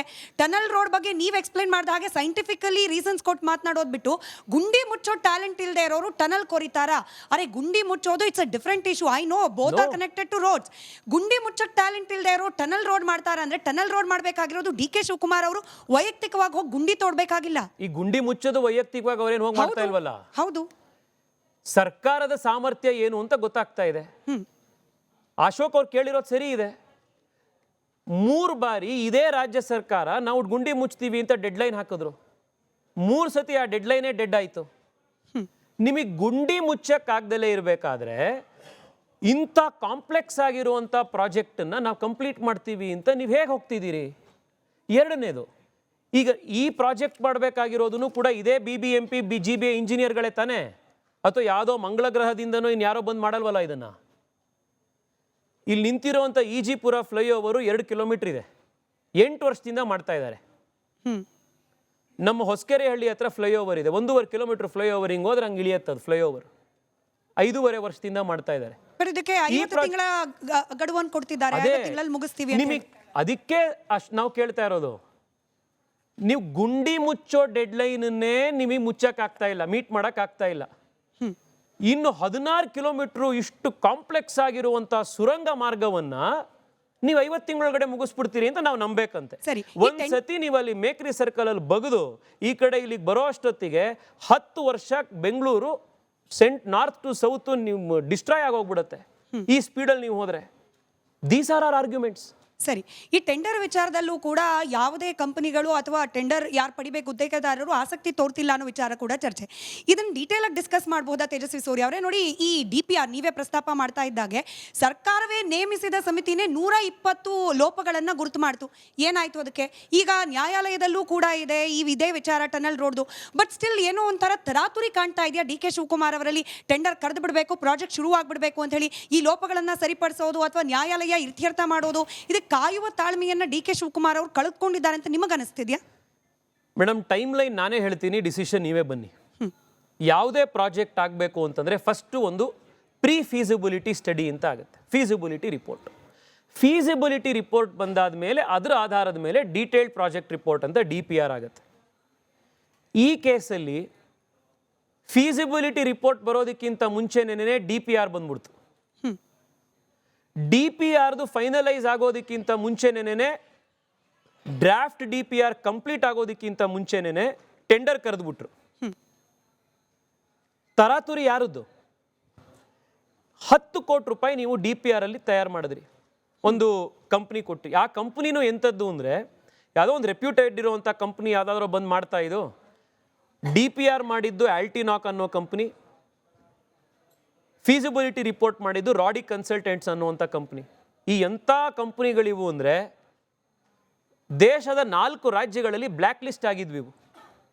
ನಿಮ್ಗೆ ಅಂಥದ್ದೇ ಕಂಪ್ನಿ ಬೇಕಿತ್ತು ಇದನ್ನು ರೆಡಿ ಮಾಡೋಕ್ಕೆ, ಸ್ಟಡಿ ಮಾಡೋಕ್ಕೆ. ಬೇರೆ ಯಾವುದು ಸರಿಯಾಗಿರೋ ಕಂಪ್ನಿ ಸಿಗಲಿಲ್ವಾ? BBMPನೇ ಈ DPRನ ಮಾಡ್ತಲ್ಲ, ಅದಕ್ಕೆ ಟ್ರಾಫಿಕ್ ಸ್ಟಡಿ ಅಂತ ಮಾಡಬೇಕು. ಮೇಕ್ರಿ ಸರ್ಕಲಿಂದ ಡೈರಿ ಸರ್ಕಲ್ವರೆಗೆ 16 ಕಿಲೋಮೀಟ್ರಲ್ಲಿ ಎಷ್ಟು ಕಾರ್ ಓಡಾಡುತ್ತೆ, ಏನಾಗುತ್ತೆ ಅಂತ ಸ್ಟಡಿ ಮಾಡಬೇಕು. ಅದಕ್ಕೆ ನೀವು ಎಕ್ಸಿಕ್ಯೂಟಿವ್ ಸಮ್ಮರಿ ಮಾಡಿದ್ರು ಇದೇ DPR ಅವರು. ಆ ಎಕ್ಸಿಕ್ಯೂಟಿವ್ ಸಮ್ಮರಿಲಿ ಹೇಳಿದ್ರು ಮಾಲೇಗಾವಲ್ಲಿ ಇಷ್ಟು ಟ್ರಾಫಿಕ್ ಓಡಾಡುತ್ತೆ ಅಂತ. ಬೆಂಗಳೂರಿನಲ್ಲಿ ಟನಲ್ ರೋಡ್ ಮಾಡೋಕ್ಕೆ ನೀವು ಮಾಲೇಗಾವಲ್ಲಿರೋ ಏನು traffic study cut and paste ಮಾಡಿದ್ರಿ. ಈ ಸಾರ್ವಜನಿಕರು ಮಧ್ಯದಲ್ಲಿ ಬಂದು ಚರ್ಚೆ ಆಗಿದ ತಕ್ಷಣವೇ ಆ ಕಂಪ್ನಿ ಮೇಲೆ ನೀವು 5 ಲಕ್ಷ ಫೈನ್ ಹಾಕಿದ್ರಿ, ಮುಗಿದೋಯ್ತಾ? 5 ಲಕ್ಷ ರೂಪಾಯಿ ಫೈನ್ ಹಾಕಿದ ತಕ್ಷಣ DPR ಎಲ್ಲ ಪರ್ಫೆಕ್ಟ್ ಆಗಿ ಹೋಗ್ಬಿಡ್ತಾ? ಈಗ ಲಾಲ್ಬಾಗಲ್ಲಿ ಎಂಟ್ರಿ ಬಂದಿದೆ ಅಂತ ಜನ ಗಲಾಟೆ ಮಾಡ್ತಾ ಇದ್ದಾರೆ, ಸ್ಯಾಂಕಿ ಟ್ಯಾಂಕಲ್ಲಿ ಬಂದು ಗಲಾಟೆ ಮಾಡ್ತಾ ಇದ್ದಾರೆ. ಅದಕ್ಕೆ ಸರ್ಕಾರ ಇವಾಗ ಏನು ಹೇಳ್ತಾ ಇದೆ? ಅಶೋಕ್ ಅವ್ರ ನೇತೃತ್ವದಲ್ಲಿ ನಾವು ಒಂದು ಸಮಿತಿ ಮಾಡ್ತೀವಿ, ನೀವು ಅದನ್ನು ಆಲ್ಟರ್ನೇಟ್ ಅಲೈನ್ಮೆಂಟ್ ಕೊಡಿ ಅಂತ. ಆಲ್ಟರ್ನೇಟ್ ಅಲೈನ್ಮೆಂಟನ್ನು ಈ ಸಮಿತಿ ಕೊಡೋದಾಗಿದ್ದಿದ್ರೆ 10 ಕೋಟಿ ರೂಪಾಯಿ ಖರ್ಚು ಮಾಡಿ ನೀವು DPR ಯಾಕೆ ಮಾಡಿಸಿದ್ರಿ?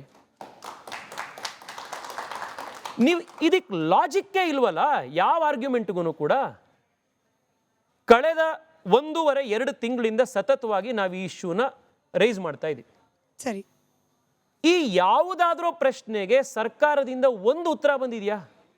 ಯಾವುದಾದ್ರೂ ಮಂತ್ರಿಗಳಿಂದ ಒಂದು ಉತ್ತರ ಬಂದಿಲ್ಲ. ಒಂದು ಸಾರ್ವಜನಿಕ ಚರ್ಚೆ ಆಗಲಿ, ನಿಮ್ಮ ಚಾನಲ್ ಚರ್ಚೆ ಆಗಲಿ. ನೀವು ಪ್ರಶ್ನೆ ಕೇಳ್ತೀರಿ, ಅದಕ್ಕೆ DK ಶಿವಕುಮಾರ್ ಅವರು ಎಟ್ಟೆಗೇನು? ಯಾಕಂದ್ರೆ ಉತ್ತರದಾಯಿತ್ವ ಅವ್ರ ಹತ್ರ ಇರೋದ್ರಿಂದ ನಾನು ಅವ್ರ ಹೆಸರೇ ಪದೇ ಪದೇ ತಗೊಳ್ತಾ ಇದ್ದೀನಿ. DK ಶಿವಕುಮಾರ್ ಹೇಳ್ತಾರೆ, ಹೂ ಇಸ್ ತೇಜಸ್ವಿ ಸೂರ್ಯ?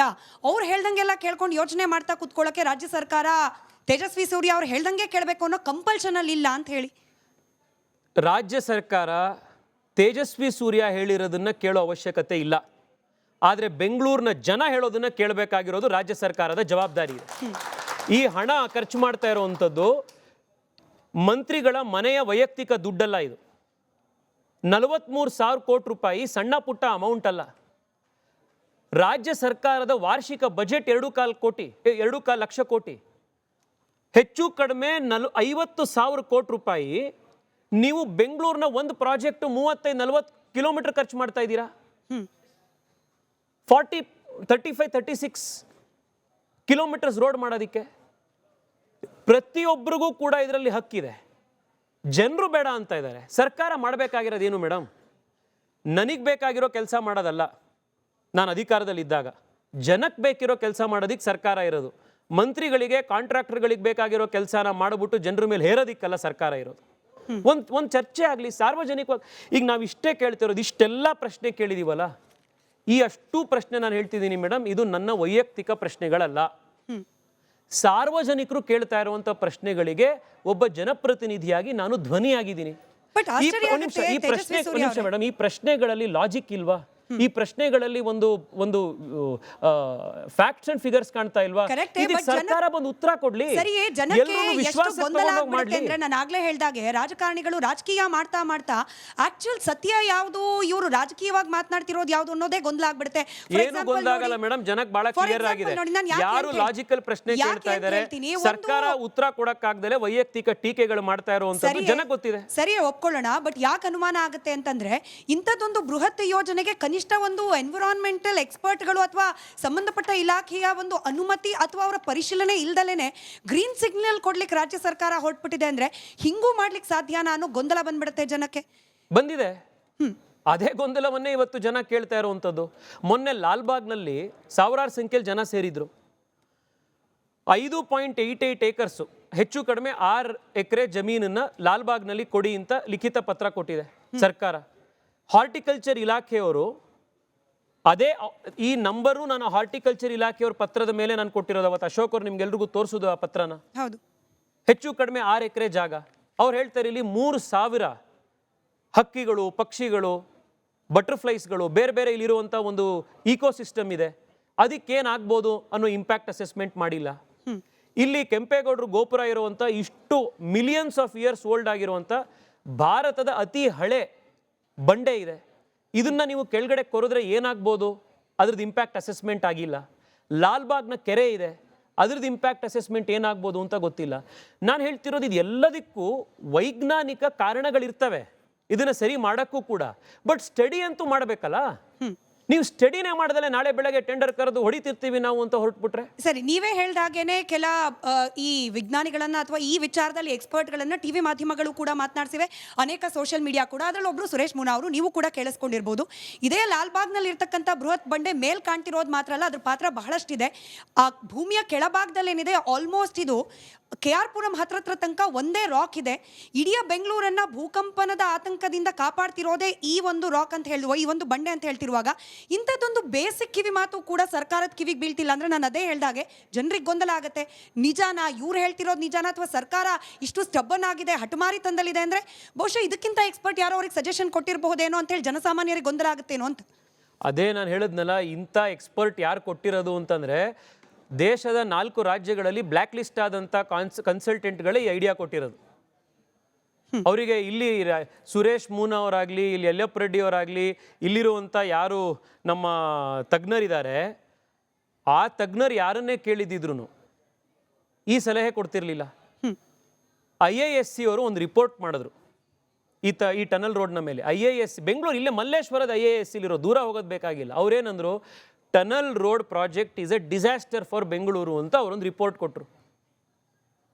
ಆದರೆ ನಿಮಗೆ ಇವ್ರು ಯಾರೂ ಬೇಡ, IISc ಬೇಡ, ಆದರೆ ಬ್ಲ್ಯಾಕ್ ಲಿಸ್ಟ್ ಆಗಿರುವಂಥ ರಾಡಿಕ್ ಕನ್ಸಲ್ಟೆಂಟ್ ಅನ್ನೋ ಏನೋ ಕೊಟ್ಟಿರೋದ್ರ ಮೇಲೆ ನೀವು ಇವಾಗ ಇದನ್ನು ಮಾಡೋಕ್ಕೆ ಹೋಗ್ತಾ ಇದ್ದೀರಾ.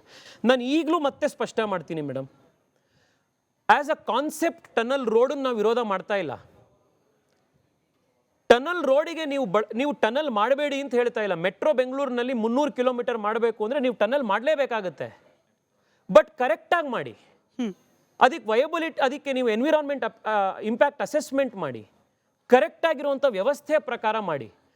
ಆಮೇಲೆ ಇದಕ್ಕೆ ಇಷ್ಟು ದೊಡ್ಡ ಮೊತ್ತ ಖರ್ಚು ಮಾಡಕ್ಕೆ ಹೋಗಬೇಕಾದಾಗ ನಾವು ಸಾರ್ವಜನಿಕ ಸಾರಿಗೆಯನ್ನು ಕರೆಕ್ಟಾಗಿ ನಾವು ಮಾಡಿದೀವ ಅಂತ ನೋಡಾದ ಮೇಲೆ ಇನ್ನೊಂದು 25 ಕಿಲೋಮೀಟರ್ ರೋಡು, ಇಷ್ಟು ಕಾಸ್ಟ್ಲಿ ರೋಡನ್ನು ನಾವು ಮಾಡಬೇಕು ಅಂತ ಹೊರಡಿ. ನಿಮಗೆ ಒಂದು ನಂಬರ್ ಕೊಡ್ತೀನಿ, ಇದು ಎಷ್ಟು ಕಾಸ್ಟ್ಲಿ ಅಂತ ನೀವು ನೋಡಿ. ಈ ಇಡೀ ಪ್ರಾಜೆಕ್ಟು ಕೇಂದ್ರ ಸರ್ಕಾರ ಹಿಮಾಲಯದಲ್ಲಿ ಅಟಲ್ ಟನಲ್ ಮಾಡಿದ್ರು. 9 ಕಿಲೋಮೀಟರ್ ಉದ್ದದ ಅಟಲ್ ಟನಲ್ಲು. ರೋಹತಾಂಗ್ ಪಾಸ್ 12,000 ಅಡಿ ಎತ್ತರದ ಹಿಮಾಲಯದ ಬೆಟ್ಟಗಳನ್ನು ಕೊರೆದು ಮಾಡಿದ್ದು 9 ಕಿಲೋಮೀಟರ್ ಟನಲ್. ಆ 9 ಕಿಲೋಮೀಟರ್ ಟನಲ್ಲು 3,300 ಕೋಟಿಲಿ 10 ಕಿಲೋಮೀಟರ್ ಟನಲ್ ಆಯಿತು. ಇಲ್ಲಿ 16 ಕಿಲೋಮೀಟರ್ ಟನಲ್ಲಿಗೆ ನಿಮ್ಗೆ 20,000 ಕೋಟಿ ಹಾಕ್ತಾ ಇದ್ದೀರಾ. ಹಿಮಾಲಯದಲ್ಲಿ ಕೊರೆಯೋದಕ್ಕಿಂತ ಏನು ಇಲ್ಲಿ ಕಷ್ಟ ಇದೆ ಮೇಕ್ರಿ ಸರ್ಕಲ್ಲಿಂದ ಡೈರಿ ಸರ್ಕಲ್ಲಿಗೆ ಬರೋಕ್ಕೆ? ಏನು ಸಮುದ್ರ ಇದೆಯಾ, ಬೆಟ್ಟಗಳಿದೆಯಾ, ಏನಿದೆ?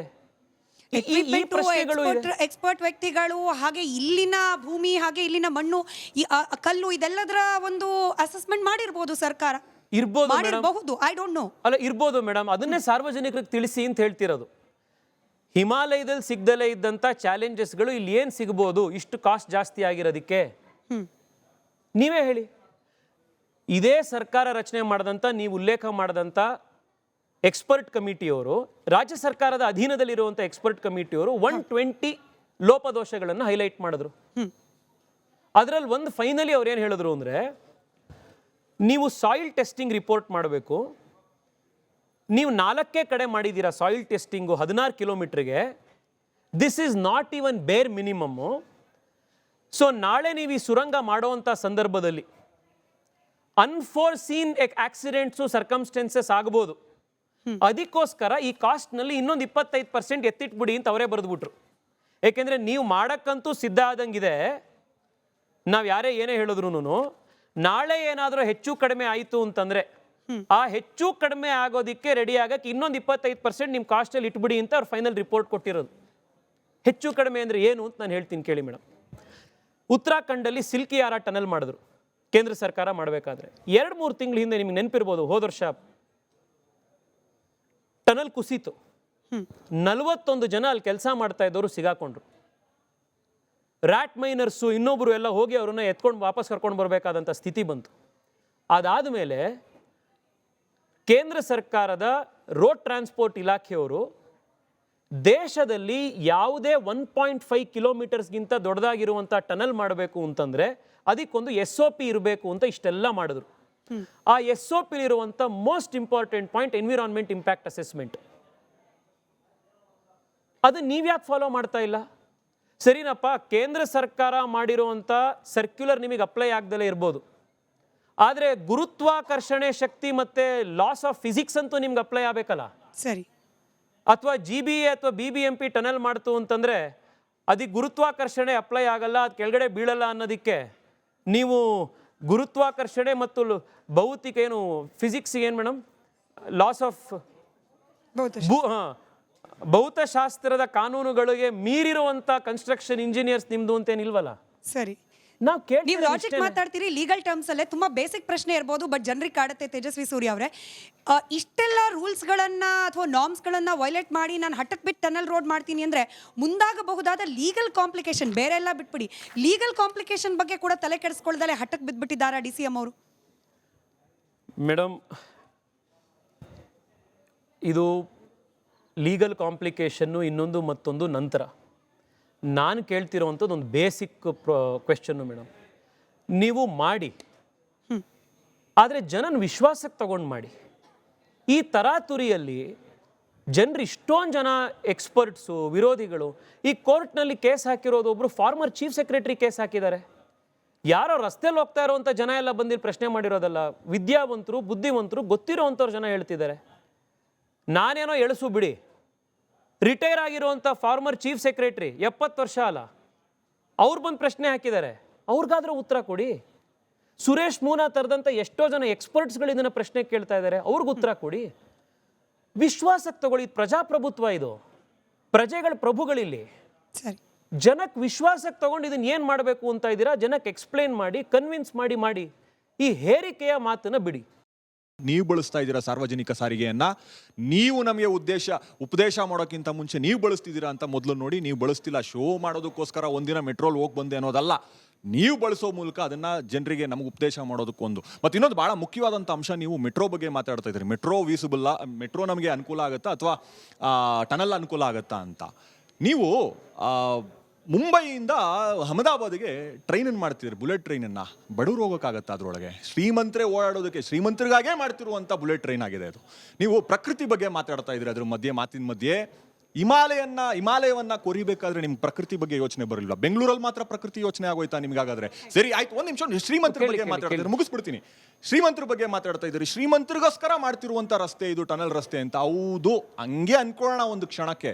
ಯಾಕೆ ಸ್ವಾಮಿ ಶ್ರೀಮಂತರು ಟ್ಯಾಕ್ಸ್ ಕಟ್ಟಲ್ವಾ? ಶ್ರೀಮಂತರು ದುಡ್ಡಲ್ಲಿ ಶ್ರೀಮಂತರಿಗಾಗಿ ನಾವು ಒಂದು ರಸ್ತೆ ಮಾಡ್ತೀವಿ, ಟನಲ್ ರಸ್ತೆ ಮಾಡ್ತೀವಿ ಅಂದ್ರೆ ಏನ್ ತಪ್ಪು? ನಾನು ಸಾರ್ವಜನಿಕ ಸಾರಿಗೆಯನ್ನು ಉಪಯೋಗಿಸ್ತೀರಾ ಅಂತ ನೀವು ಕೇಳಿದ್ರಿ. ಎಲ್ಲೆಲ್ಲಿ ಮೆಟ್ರೋಲ್ ಹೋಗ್ಬೋದೋ, ನನ್ನ ವೈಯಕ್ತಿಕ ಕಾರ್ಯಕ್ರಮ ಇರಲಿ, ಸರ್ಕಾರಿ ಕಾರ್ಯಕ್ರಮ ಇರಲಿ, ಮೆಟ್ರೋ ಕನೆಕ್ಟಿವಿಟಿ ಇರೋವಂಥ ಎಲ್ಲ ಕಡೆ ನಾನು ಮೆಟ್ರೋಲ್ ಹೋಗ್ತೀನಿ. ಪ್ರತಿ ಸತಿ ಮೆಟ್ರೋಲ್ ಹೋದಾಗ್ಲೂ ಕೂಡ ಅದನ್ನು ಫೋಟೋ ಹಾಕುವಂಥ ಒಂದು ಇದಕ್ಕೆ ಬಂದಿಲ್ಲ. ಯಾಕೆಂದರೆ ನನಗೊಂದು ನಾರ್ಮಲ್ ಆ್ಯಕ್ಟಿವಿಟಿ. ಮಧ್ಯಾಹ್ನ ನೀವು ಇವತ್ತು ಊಟ ಮಾಡ್ತೀರಾ, ಫೋಟೋ ಹಾಕ್ತೀವ ಮಧ್ಯಾಹ್ನ ಊಟ ಮಾಡಿದೆ ನಾನು ಅಂತ. ದಿನ ಬೆಳಗ್ಗೆ ಬಟ್ಟೆ ಹಾಕೋತೀವಿ, ಹಲ್ಲುಜ್ತೀವಿ, ಇವತ್ತು ಬೆಳಗ್ಗೆ ನಾನು ಹಲ್ಲುಜ್ದೆ ಅಂತ ಫೋಟೋ ಹಾಕ್ತೀವ? ಒಂದು ಸಹಜವಾದಂಥ ಆ್ಯಕ್ಟಿವಿಟಿ ಅದು. ಯಾರು ಭಾಳ ದೊಡ್ಡ VIP ಗಳಿರ್ತಾರೆ, ಯಾವಾಗಲೋ ಒಂದು ಸತಿಗೆ ಮೆಟ್ರೋಲ್ ಹೋಗ್ತಾರೆ, ಅವ್ರಿಗೆ ಹಂಗೆ ಆಗ್ಬೋದು. ಒಂದು ಕೆಲಸ ಮಾಡಿ, ನೀವು ಸೋಷಿಯಲ್ ಮೀಡಿಯಾದಲ್ಲಿ ಹೋಗಿ ತೇಜಸ್ವಿ ಸೂರ್ಯ #, ಅಂತ ಹಾಕ್ಬಿಟ್ಟು ಸುಮ್ಮನೆ ಸರ್ಚ್ ಮಾಡಿ. ಒಂದು 50 ಫೋಟೋ ಯಾರಾದರೂ ಸಾರ್ವಜನಿಕರು ಮೆಟ್ರೋಲಿ ನಾನು ಓಡಾಡ್ದಾಗ ತಗೊಂಡು ಅವ್ರು ಸೋಷಿಯಲ್ ಮೀಡಿಯಾದಲ್ಲಿ ಹಾಕ್ಕೊಂಡಿರ್ತಾರಲ್ಲ, ಆ ಫೋಟೋ ನಿಮಗೆ ಸಾಕ್ಷಿಗಳಲ್ಲಿ ಸಿಗ್ತವೆ. ಇದು ಮೊದಲನೇದು. ಎರಡನೇದು, ಶ್ರೀಮಂತರಿಗೋಸ್ಕರನೇ ನಾವು ಮಾಡ್ತಿದ್ದೀವಿ ಅಂತ ಹೇಳಿದ್ರಿ, ಅದರಲ್ಲಿ ಏನು ತಪ್ಪು ಅಂತ ಕೇಳಿದ್ರಿ. ಎರಡು ಉತ್ತರ. ಒಂದು, ಬುಲೆಟ್ ಟ್ರೈನ್ ಇರೋವಂಥದ್ದು ಅಹಮದಾಬಾದಿಂದ ಇನ್ನೊಂದು ಯಾವುದೋ ದೂರದ ಊರಿಗೆ ಹೋಗೋಕ್ಕೆ, ಮುಂಬೈಯಿಂದ ಅಹಮದಾಬಾದಿಗೆ, ಮೇಕ್ರಿ ಸರ್ಕಲಿಂದ ಡೈರಿ ಸರ್ಕಲ್ಗಲ್ಲ. ನಮ್ಮ ಊರಿಂದ ಈ ಊರಿಂದ ಸರ್ ನಾವು ಟೋಲ್ ಕಟ್ಟೋದು ಯಾವಾಗ? ಟೋಲ್ ಕಟ್ಟೋದು ಒಂದು ಊರಿಂದ ಇನ್ಯಾವುದೋ ದೂರದ ಊರಿಗೆ ಹೋಗ್ತಿದ್ದೀವಿ ಅಂತಂದಾಗ ಕಟ್ತೀವಿ ಟೋಲು. ದಿನನಿತ್ಯ ಓಡಾಡೋ ರೋಡಿಗೆ ನಾಳೆ ಬೆಳಗ್ಗೆಯಿಂದ ನೀನು 660 ರೂಪಾಯಿ ಕಟ್ಟಬೇಕು ಅಂತಂದರೆ, 660 ರೂಪಾಯಿ ಪ್ರತಿ ದಿವಸ ಕಟ್ಟಬೇಕು ಅಂತಂದ್ರೆ ಸರಿ. ಹಂಗಿದ್ರೆ ಒಂದು ನಿಮಿಷ, ಒಂದು ನಿಮಿಷ, ಹಂಗಿತ್ತು ಅಂದ್ರೆ ಒಂದು ನಿಮಿಷ, ಬೇಕಾದವ್ರು ಕಟ್ಕೋತಾರೆ ಅನ್ನೋದಾದ್ರೆ ಈ ಪ್ರಾಜೆಕ್ಟ್ ವಯಬಲ್ ಅಲ್ಲ ಅನ್ನೋ ಕಾರಣಕ್ಕೆ 7,500 ಕೋಟಿ ರೂಪಾಯಿ ಒಬ್ಬ ಸಾಮಾನ್ಯ ಚಪ್ಪಲಿ ಹೊಲಿಯುವಂತ ಒಬ್ಬ ವ್ಯಕ್ತಿನೂ ಕಟ್ಟಿರುವಂತ ಟ್ಯಾಕ್ಸ್ನ ಹಣವನ್ನು ನೀವು ಕಾಂಟ್ರಾಕ್ಟರ್ ಗಿಫ್ಟ್ ಯಾಕೆ ಕೊಡಕ್ಕೆ ಹೋಗ್ತಾ ಇದ್ದೀರಾ? ಕಟ್ಕೊಳ್ಳಿ ಅವ್ರ ದುಡ್ಡಲ್ಲಿ 5,000 ರೂಪಾಯಿ ಟೋಲ್ ಮಾಡಿ. ಅವಾಗ ಒಂದು ನಿಮಿಷ, ಇವತ್ತು ನಿನ್ನೆ ನಾನೊಂದು ಕಾಮೆಂಟ್ ನೋಡಿದೆ, ಅದನ್ನ ನಾನು ಇವತ್ತು ಹಾಕಬೇಕಿತ್ತು ಸೋಷಿಯಲ್ ಮೀಡಿಯಾದಲ್ಲಿ, ಮರೆತೆ ಒಬ್ಬ ವ್ಯಕ್ತಿ ಹಾಕಿದ್ದು, ನಾನು ಪೋರ್ಟರ್ನ ಡೆಲಿವರಿ ಪಾರ್ಟ್ನರು, ನಾನು ದುಡಿಯೋ ಅಂತ ಪ್ರತಿ ರೈಡ್ ಮೇಲೂ ಕೂಡ ನಾನು 10-12% ಟ್ಯಾಕ್ಸ್ ಕಟ್ತೀನಿ. ಆದರೆ ನಾನು ಕಟ್ತಾ ಇರುವಂಥ ಟ್ಯಾಕ್ಸ್ನ ಹಣದಿಂದ ಬಿಲ್ಡ್ ಆಗ್ತಾ ಇರುವಂಥ ಈ ಟನಲ್ ರಸ್ತೆ ಒಳಗಡೆ ನನಗೆ ಎಂಟ್ರಿ ಇಲ್ಲ ಅಂದರೆ ನನಗೆ ಧಿಕ್ಕಾರ ಅಂತ ಅವ್ನು ಬರ್ದಿದ್ದ. ಮೈಸೂರು ಬೆಂಗಳೂರು, ಮೈಸೂರು ದಾವಣಗೆರೆ, ಇದು ನ್ಯಾಷನಲ್ ಹೈವೇ. ಇದು ನೀವು ಸಿಟಿ, ಈಗ ನಾಳೆ ಬೆಳಗ್ಗೆ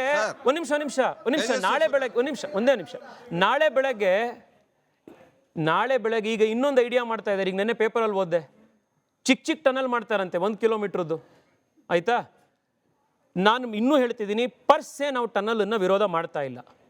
ಎಲ್ಲಿಗೆ ಬೇಕು ಅಲ್ಲಿ ಕರೆಕ್ಟಾಗಿ ಸ್ಟಡಿ ಮಾಡಿ ಉಪಯೋಗ ಆಗತ್ತಾ ಅನ್ನೋದು ನೋಡಿ ಮಾಡಿ, ಅದರಲ್ಲಿ ನೀವು ಮಾಡಿಲ್ಲ. ಆದರೆ ನಾಳೆ ಬೆಳಗ್ಗೆ ನೀವು 1 ಕಿಲೋಮೀಟ್ರಿಗೂ 500 ಕಿಲೋಮೀಟ್ರಿಗೂ 550 ಮೀಟ್ರಿಗೂ ಇನ್ನೂರಿಗೂ ಟನಲ್ನ ಮಾಡಿ ಪ್ರತಿ ಕಡೆಗೂ ನೀವು ಟೋನಲ್ ಇಡ್ತಾ ಬಂದರೆ, ಈ ಜಯನಗರದಿಂದ ಮಲ್ಲೇಶ್ವರಕ್ಕೆ ಹೋಗಬೇಕು ಅಂದರೆ ಅಥವಾ ಜಯನಗರದಿಂದ ಬಸವನಗುಡಿಗೆ ಬರಬೇಕು ಅಂದರೆ ಪ್ರತಿ ದಿವಸ ಟೋಲ್ ಕಟ್ಕೊಂಡು ಬರಬೇಕು ಅಂತಂದರೆ ಏನು ಸರ್ ಕತೆ? ಉಸಿರಾಡಕ್ಕೂ ಟ್ಯಾಕ್ಸ್ ಕಟ್ಟಬೇಕಾಗತ್ತೆ. ಆಮೇಲೆ ನಿಮಗೆ ಗೊತ್ತಿರ್ಬೋದು, ಕೇಂದ್ರ ಸರ್ಕಾರ ಮಿನಿಸ್ಟ್ರಿ ಆಫ್ ರೋಡ್ ಟ್ರಾನ್ಸ್ಪೋರ್ಟು ಒಂದು 20 ದಿವಸಗಳ ಹಿಂದೆ ಒಂದು ಟೋಲ್ ಪಾಲಿಸಿನ ಬಿಡುಗಡೆ ಮಾಡಿದೆ. ಏನದು? ದೇಶದಲ್ಲಿ ಯಾವುದೇ ಕಡೆಗೆ ನೀವು ರೋಡ್ ಟ್ರಾನ್ಸ್ಪೋರ್ಟಲ್ಲಿ ಹೋಗ್ತೀರಾ ಅಂದರೆ ಒಂದು ಆ್ಯನ್ಯುವಲ್ ಪಾಸ್ ಕೊಡ್ತಾ ಇದ್ದಾರೆ. ಎಷ್ಟು ರೂಪಾಯಿಗೆ? 3,000 ರೂಪಾಯಿಗೆ ಆ್ಯನ್ಯುವಲ್ ಪಾಸ್. ದಿನ ಓಡಾಡ್ಬೋದು. ದಿನ ಇಲ್ಲಿ ನಿಮ್ಮ ಹತ್ರ ಕಾರ್ ಪೆಟ್ರೋಲ್ ಇದೆ ಅಂದರೆ ದಿನ ಇಲ್ಲಿಂದ ಬೆಳಗಾಮಿಂದ ಬೆಂಗಳೂರು ದಿನ ಮಾಡ್ಬೋದು, 3,000 ರೂಪಾಯಿ ವರ್ಷಕ್ಕೆ. ಆದರೆ ನೀವಿಲ್ಲಿ ಹೆಬ್ಬಾಳದಿಂದ ಮೇಕ್ರಿ ಸರ್ಕಲಿಂದ ಡೈರಿ ಸರ್ಕಲಿಗೆ ಮಾಡ್ತಾ ಇರೋದಕ್ಕೆ ತಿಂಗಳಿಗೆ 20,000 ರೂಪಾಯಿ ಟೋಲ್. ಹೇಳಿ ಸರ್. ನಮಸ್ತೆ. ಇನ್ನು ಕಾಂಗ್ರೆಸ್ನವ್ರು ನಿಮ್ಮ ಸ್ಟೇಟ್ಮೆಂಟ್ ಇದೆಯಲ್ಲ, ರಾಹುಲ್ ಗಾಂಧಿ ಅವ್ರು ಹೇಳ್ತಾರಲ್ಲ, ನೀವು ಶ್ರೀಮಂತರಿಗೇನೆ ಮಾಡ್ತಾ ಇದ್ರೆ ಪ್ರಾಜೆಕ್ಟನ್ನ, ಎಕ್ಸ್ಕ್ಲೂಸಿವ್ ಶ್ರೀಮಂತರಿಗೆ ಮಾಡ್ತಾ ಇದ್ರೆ ಕಾಂಗ್ರೆಸ್ ಕಾ ಹಾತ್ ಆಮ್ ಆದ್ಮಿ ಕೆ ಸಾಥ್ ಅನ್ನೋದು ನಾಳೆ ಬೆಳಗ್ಗೆಯಿಂದ ನಿಲ್ಲಿಸಿ. ಕಾಂಗ್ರೆಸ್ ಕಾ ಹಾತ್ ಅಮೀರೋಂ ಕೆ ಸಾಥ್ ಅನ್ನೋದನ್ನ ಎಲ್ಲ ಕಡೆ ಹೇಳಿ. ನಾವು ಯಾವತ್ತೂ ಥಿಂಕ್ ಮಾಡಬೇಕಾದ್ರೆ ಒಂದು ವಾಸ್ತವಾಂಶ ಏನಿದೆ ಅನ್ನೋದನ್ನ ನಾವು ಅರ್ಥಕೊಂಡು ಮಾತಾಡಬೇಕು ಸರ್. ಈಗ ಕಾರುಗಳ ಪ್ರಮಾಣ ಅಷ್ಟಿದ್ದಾಗ 10 ಲಕ್ಷಕ್ಕಿಂತಲೂ ಹೆಚ್ಚು ಬೆಲೆ ಬಾಳುವ ಒಂದು ಕಾರ್ ಇಟ್ಕೊಂಡಿರೋ ಒಬ್ಬ ವ್ಯಕ್ತಿ ಇವತ್ತು ಸಿಲ್ಕ್ ಬೋರ್ಡಿಂದ ಹೆಬ್ಬಾಳಕ್ಕೆ ನಾನು ದುಡ್ಡು ಕೊಟ್ಟು ಹೋಗ್ತೀನಿ ಅನ್ನೋದ್ರಲ್ಲಿ ಏನು ತಪ್ಪಿರಲ್ಲ ಸರ್. ಆತ ಭರಿಸಬಲ್ಲ. ಅದು ಅವ್ನು ಮಿಡ್ಲ್ ಕ್ಲಾಸಾ ಬಡವನ ಹೈ ಕ್ಲಾಸ್ ಅಂತ ನಾವು ಹೇಳೋದು ಬೇಡ. ಅವನ ಅವಶ್ಯಕತೆಗೆ ಅವನು ಹೋಗಲಿ, ಅದರಲ್ಲಿ ತಪ್ಪೇನಿದೆ. ಎರಡನೇದು ಸರ್, ದೇಶವ್ಯಾಪಿಯಾಗಿ 75 ಟನಲ್ ಪ್ರಾಜೆಕ್ಟ್ಗಳು ನಡೀತಿದೆ. ಎಲ್ಲ ಕಡೆ ನೀವು ಹೇಳುವಂತಹ ಇಷ್ಟು ಕಷ್ಟ ನಷ್ಟಗಳು ಇದ್ದೇ ಇದೆ. ಆದರೆ ನೀವೆಲ್ಲೂ ಪ್ರಶ್ನೆ ಮಾಡಲ್ಲ, ಬರೀ ಇಲ್ಲಿ ಮಾತ್ರ ಪ್ರಶ್ನೆ ಮಾಡ್ತೀರಾ. 660 ರೂಪಾಯಿ ನೀವು ಕೊಟ್ಕೊಳ್ಳಿ, ಟನಲ್ ರೋಡ್ ಮಾಡಿ, ಬೇರೆಯವ್ರು ಯಾರಿಗೂ ತೊಂದರೆ ಆಗದಲ್ಲೇ ಇರೋ ರೀತಿ ಮಾಡಿ, ಅದನ್ನ ಸ್ಟಡಿ ಮಾಡಿ. ನಿಮ್ಗೆ ಹೆಂಗೆ ಗೊತ್ತು? ನೀವು ಎನ್ವಿರಾನ್ಮೆಂಟ್ ಇಂಪ್ಯಾಕ್ಟ್ ಅಸೆಸ್ಮೆಂಟೇ ಮಾಡಿಲ್ವಲ್ಲ, ನೀವು ಡಿಕ್ಲೇರ್ ಮಾಡ್ಕೊಂಡ್ಬಿಟ್ಟಿದ್ದೀರಲ್ಲ. ಒಂದು ನಿಮಿಷ, ನೀವು ಡಿಕ್ಲೇರ್ ಮಾಡ್ಕೊಂಡ್ಬಿಟ್ಟಿದ್ದೀರಲ್ಲ, ನಮಗೆ ಎನ್ವಿರಾನ್ಮೆಂಟ್ ಇಂಪ್ಯಾಕ್ಟ್ ಅಸೆಸ್ಮೆಂಟ್ ಆಗೋದೇ ಇಲ್ಲ, ನಮ್ಗೆ ಯಾವುದೇ ಸಮಸ್ಯೆ ಬರಲ್ಲ ಅಂತ ಡಿಕ್ಲೇರ್ ಮಾಡ್ಬಿಟ್ಟಿದ್ದೀರಲ್ಲ ನೀವು. ಆ ರಿಪೋರ್ಟ್ ಕೊಡಿ, ಮೊದಲನೇದು. ಎರಡನೇದು, ಶ್ರೀಮಂತರಿಗೋಸ್ಕರನೇ ನೀವು ಮಾಡ್ತಿದ್ದೀರಾ, ಅವ್ರು ಹೆಂಗೂ ಕೊಟ್ಕೋತಾರೆ ಅನ್ನೋದಾದರೆ ವಯಬಿಲಿಟಿ ಗ್ಯಾಪ್ ಫಂಡಿಂಗ್ ಯಾಕೆ ಕೊಡ್ತೀರಾ? ಟನಲ್ 660 ರೂಪಾಯಿ ಟೋಲ್ ಬದಲು 5,000 ರೂಪಾಯಿ ಮಾಡಿ. ಅಂದ್ರೆ ಬೇರೆ ಯಾವ ಪ್ರಾಜೆಕ್ಟ್ ಅಲ್ಲೂ ಇದೊಂದು ಕುತೂಹಲ ಇದೆ ತೇಜಸ್ವಿ ಸೂರ್ಯ ಅವರೇ, ಬೇರೆ ಯಾವ ಪ್ರಾಜೆಕ್ಟ್ ಅಲ್ಲೂ ಕೂಡ ಟೆಂಡರ್ ಪ್ರಾಸೆಸ್ ಆಗುವಾಗ ವಯಬಿಲಿಟಿ ಗ್ಯಾಪ್ ಫಂಡಿಂಗ್ ಕೊಡೋದೇ ಇಲ್ವಾ? ಇದ್ರ ಪ್ರೈಸ್ ಹೈ ಇರ್ಬೋದೇನೋ ಗೊತ್ತಿಲ್ಲ, ಬಟ್ ಮೇಡಮ್ ಯಾವ ಪ್ರಾಜೆಕ್ಟ್ ಕೊಡ್ತಾರೆ ವಯಬಿಲಿಟಿಗೆ? ಒಂದ್ ನಿಮಿಷ, ಯಾವ ತರದ ಪ್ರಾಜೆಕ್ಟಿಗೆ ವಯಬಿಲಿಟಿ ಗ್ಯಾಪ್ ಫಂಡಿಂಗ್ ಕೊಡ್ತಾರೆ? ಎಲ್ಲ ಎಷ್ಟೊಂದು ಪ್ರಾಜೆಕ್ಟ್ ಅಲ್ಲಿ ಕೊಡ್ತಾರೆ. ಈಗ ಉದಾಹರಣೆಗೆ ಕೇಂದ್ರ ಸರ್ಕಾರದ ಒಂದು ಪ್ರಾಜೆಕ್ಟ್ ಇದೆ. ಪ್ರತಿ ಜಿಲ್ಲೆಯಲ್ಲಿ ಒಂದು ಮೆಡಿಕಲ್ ಕಾಲೇಜ್ ಬರಬೇಕು ಅಂತ, ಒಂದು ಆಸ್ಪತ್ರೆ ಬರಬೇಕು ಅಂತ. ಅದಕ್ಕೆ ಎಷ್ಟೋ ಜನಕ್ಕೆ ಬಂದು ಹೇಳ್ತಾರೆ, ನೋಡ್ರಪ್ಪ ನಿಮ್ಗೆ ಯಾವ್ದಾದ್ರು ಒಂದು ಮೆಡಿಕಲ್ ಕಾಲೇಜು ಆಸ್ಪತ್ರೆ ಮಾಡೋಕ್ಕಾಯ್ತು ಅಂದರೆ ಮಾಡಿ, ಸಾರ್ವಜನಿಕರಿಗೆ ಬಡವರಿಗೆ ಅದರಿಂದ ಸಹಾಯ ಆಗುತ್ತೆ. ಅದಕ್ಕೆ 1,000 ಕೋಟಿ ಬಜೆಟ್ಟು ಅನ್ನೋದಾದರೆ ನೀವು 700 ಕೋಟಿ ಹಾಕಿದ್ರೆ ಇನ್ನು 300 ಕೋಟಿ ರೂಪಾಯಿ ನಾವು ಕೊಡ್ತೀವಿ ಅಂತ. ಇದು ವಯಬಿಲಿಟಿ ಗ್ಯಾಪ್ ಫಂಡಿಂಗು. ಯಾವ ಉದ್ದೇಶಕ್ಕೆ? ಸಾರ್ವಜನಿಕರಿಗೆ ಎಲ್ರಿಗೂ ಉಪಯೋಗ ಅಂತ ಆಗೋವಂಥ ಒಂದು ಇದಕ್ಕೆ. ನಾವು ಸಬ್ಸಿಡಿ ಕೊಡಬೇಕಾಗಿರೋದು ಯಾರಿಗೆ ಮೇಡಮ್? ವಯಬಿಲಿಟಿ ಗ್ಯಾಪ್ ಫಂಡಿಂಗ್ ಅಂದ್ರೆ ಏನು? It is subsidy. ಸಬ್ಸಿಡಿ ಕೊಡಬೇಕಾಗಿರೋದು ನಾವು ಶ್ರೀಮಂತನಿಗೋ ಬಡವನಿಗೋ? ಇದೊಂದು ಬೇಸಿಕ್ ಕಾನ್ಸೆಪ್ಟ್ ಅಲ್ವಾ ಇದು? ನೀವು ಮೆಟ್ರೋ ದರನ 90 ರೂಪಾಯಿ ಮಾಡಿದ್ದೀರಾ. ಈಗ ನಾನು ಅದೇ ಮೀಟಿಂಗ್ನಿಂದ ಹೊರಗಡೆ ಬಂದಿರೋದು. ಡೆಲ್ಲಿ ಮೆಟ್ರೋ ರೇಟು 12 ಕಿಲೋಮೀಟರ್ ಹೋಗೋಕ್ಕೆ 30 ರೂಪಾಯಿ, ಬೆಂಗಳೂರಿನಲ್ಲಿ 60 ರೂಪಾಯಿ. ಅದೇ ಡೆಲ್ಲಿ ಮೆಟ್ರೋ, ಮುಂಬೈ ಮೆಟ್ರೋ 15ರಿಂದ 18 ಕಿಲೋಮೀಟರ್ ಹೋಗೋಕ್ಕೆ 32 ರೂಪೀಸ್, ಬೆಂಗಳೂರಿನಲ್ಲಿ 66 ರೂಪೀಸ್. ಡಬಲ್. ನೀವು ಅಲ್ಲಿಗೆ ಕೊಡಿ ಸಬ್ಸಿಡಿ ಅಲ್ಲಿ, ಯಾಕೆಂದ್ರೆ ನೀವೇ ಹೇಳ್ದಂಗೆ ಮಧ್ಯಮ ವರ್ಗದವ್ರು ಓಡಾಡ್ತಾರಲ್ಲ, ಕೊಡಿ ಅವ್ರಿಗೆ ಸಬ್ಸಿಡಿ.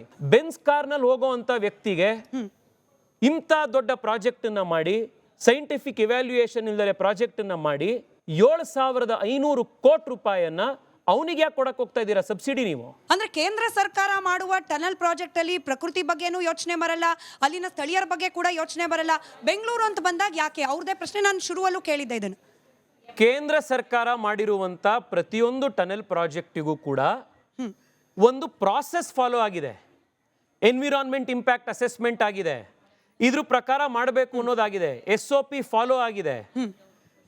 ಎಲ್ಲಿ ತಪ್ಪಾಗಿ ಸಿಲ್ಕಿಯಾರ ಟನಲ್ನಂಥ ಸಮಸ್ಯೆ ಆಯಿತೋ ಅದಾದ ಮೇಲೆ ಪಾಠಗಳನ್ನು ಕಲಿತು ಇಡೀ ದೇಶಕ್ಕೆ SOPಗಳನ್ನು ಕೊಟ್ಟಿದೆ. ಇಲ್ಲಿ ನೀವು ಮಾಡಬೇಕು ಅಂತ ನೀವು ಹಠ ಬಿದ್ದು ನಾವು ಇದನ್ನು ನಾವು ಶ್ರೀಮಂತರಿಗೋಸ್ಕರನೇ ಮಾಡ್ತಿದ್ದೀವಿ ಅಂತ ನೀವು ಡಿಕ್ಲೇರ್ ಮಾಡಿ ಮಾಡಕ್ಕೆ ಹೋದರೆ, ಅಟ್ಲೀಸ್ಟ್ ಎನ್ವಿರಾನ್ಮೆಂಟ್ ಇಂಪ್ಯಾಕ್ಟ್ ಅಸೆಸ್ಮೆಂಟ್ ಮಾಡಿ, ಜಿಯೋಲಾಜಿಕಲ್ ಸರ್ವೆ ಮಾಡಿ, ಬೇರೆ ಸಾಮಾನ್ಯ ಜನಕ್ಕೆ ಸಮಸ್ಯೆ ಆಗದೇ ಇರೋ ರೀತಿ ಏನಾದರೂ ಒಂದು ಮಾಡಿ. ಇದರಿಂದ ಮಾಡಿ. ಯಾಕೆ ಮಾಡಿಲ್ಲ ನೀವು? ಬೆಂಗಳೂರಿನ ನಾಗರಿಕನಾಗಿ ಒಂದು ಪ್ರಶ್ನೆ ಕೇಳ್ತಾ ಇದ್ದೀನಿ.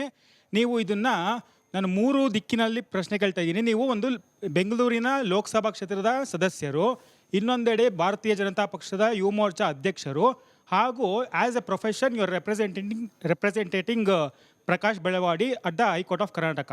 ಪ್ರಶ್ನೆ ಏನು ಅಂತ ಅಂದರೆ, ಮಾನ್ಯ ನ್ಯಾಯಾಲಯದಲ್ಲಿ ನೀವು ಪ್ರಕಾಶ್ ಬೆಳವಾಡಿ ಅವ್ರನ್ನ ರೆಪ್ರೆಸೆಂಟ್ ಮಾಡ್ತಾ ಇದ್ದೀರಾ. ಅಕಸ್ಮಾತ್ ನಾಳೆ ನ್ಯಾಯಾಲಯ ತೀರ್ಪು ಸರ್ಕಾರದ ಪರವಾಗಾದರೆ ಆಗ ನಿಮ್ಮ ನಿಲುವೇನು, ನಿಮ್ಮ ಪಕ್ಷದ ನಿಲುವೇನು, ಹಾಗೂ as A representative in the legal terms ಆವಾಗ ನಿಮ್ಮ ನಿಲುವೇನು?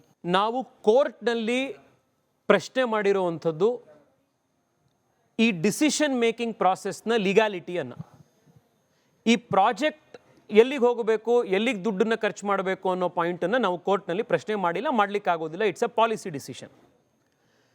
ಕೋರ್ಟ್ನಲ್ಲಿ ಈ ಪ್ರಕ್ರಿಯೆ ಸರಿಗಿಲ್ಲ ಅಂತ ಬಂತು ಹೈಕೋರ್ಟ್ನಲ್ಲಿ ಅಂತಂದರೆ ಅದನ್ನು ನಾಳೆ ಸುಪ್ರೀಂ ಕೋರ್ಟ್ನಲ್ಲಿ ಚಾಲೆಂಜ್ ಮಾಡ್ತೀವಿ. NGTಯಲ್ಲಿ ಈಗಾಗಲೇ ಕರ್ನಾಟಕದ ಬೆಂಗಳೂರಿನ ಎಷ್ಟೋ ಜನ ನಾಗರಿಕರು NGTಲಿ ಕೇಸ್ ಹಾಕ್ಕೊಂಡಿದ್ದಾರೆ. ಕೋರ್ಟ್ ತೀರ್ಪು ಬರಲಿ. ಕೋರ್ಟ್ ತೀರ್ಪು ನನಗೂ ಅಪ್ಲೈ ಆಗಬೇಕು, ನಿಮಗೂ ಅಪ್ಲೈ ಆಗಬೇಕು, ನಾವು ಅದಕ್ಕೆ ತಲೆ ಬಾಗ್ತೀವಿ. ಹೊರಗಡೆ ಸಾರ್ವಜನಿಕರ ಹತ್ರ ಅಭಿಪ್ರಾಯ ಮೂಡಿಸುವಂಥ ಕೆಲಸ ಅದು ಅದು ರಾಜಕೀಯ ಕೆಲಸ, ಅದನ್ನು ನಾವು ಮಾಡ್ತೀವಿ. ಜನಜಾಗೃತಿ ಕೆಲಸ ಅದನ್ನು ಮಾಡ್ತೀವಿ.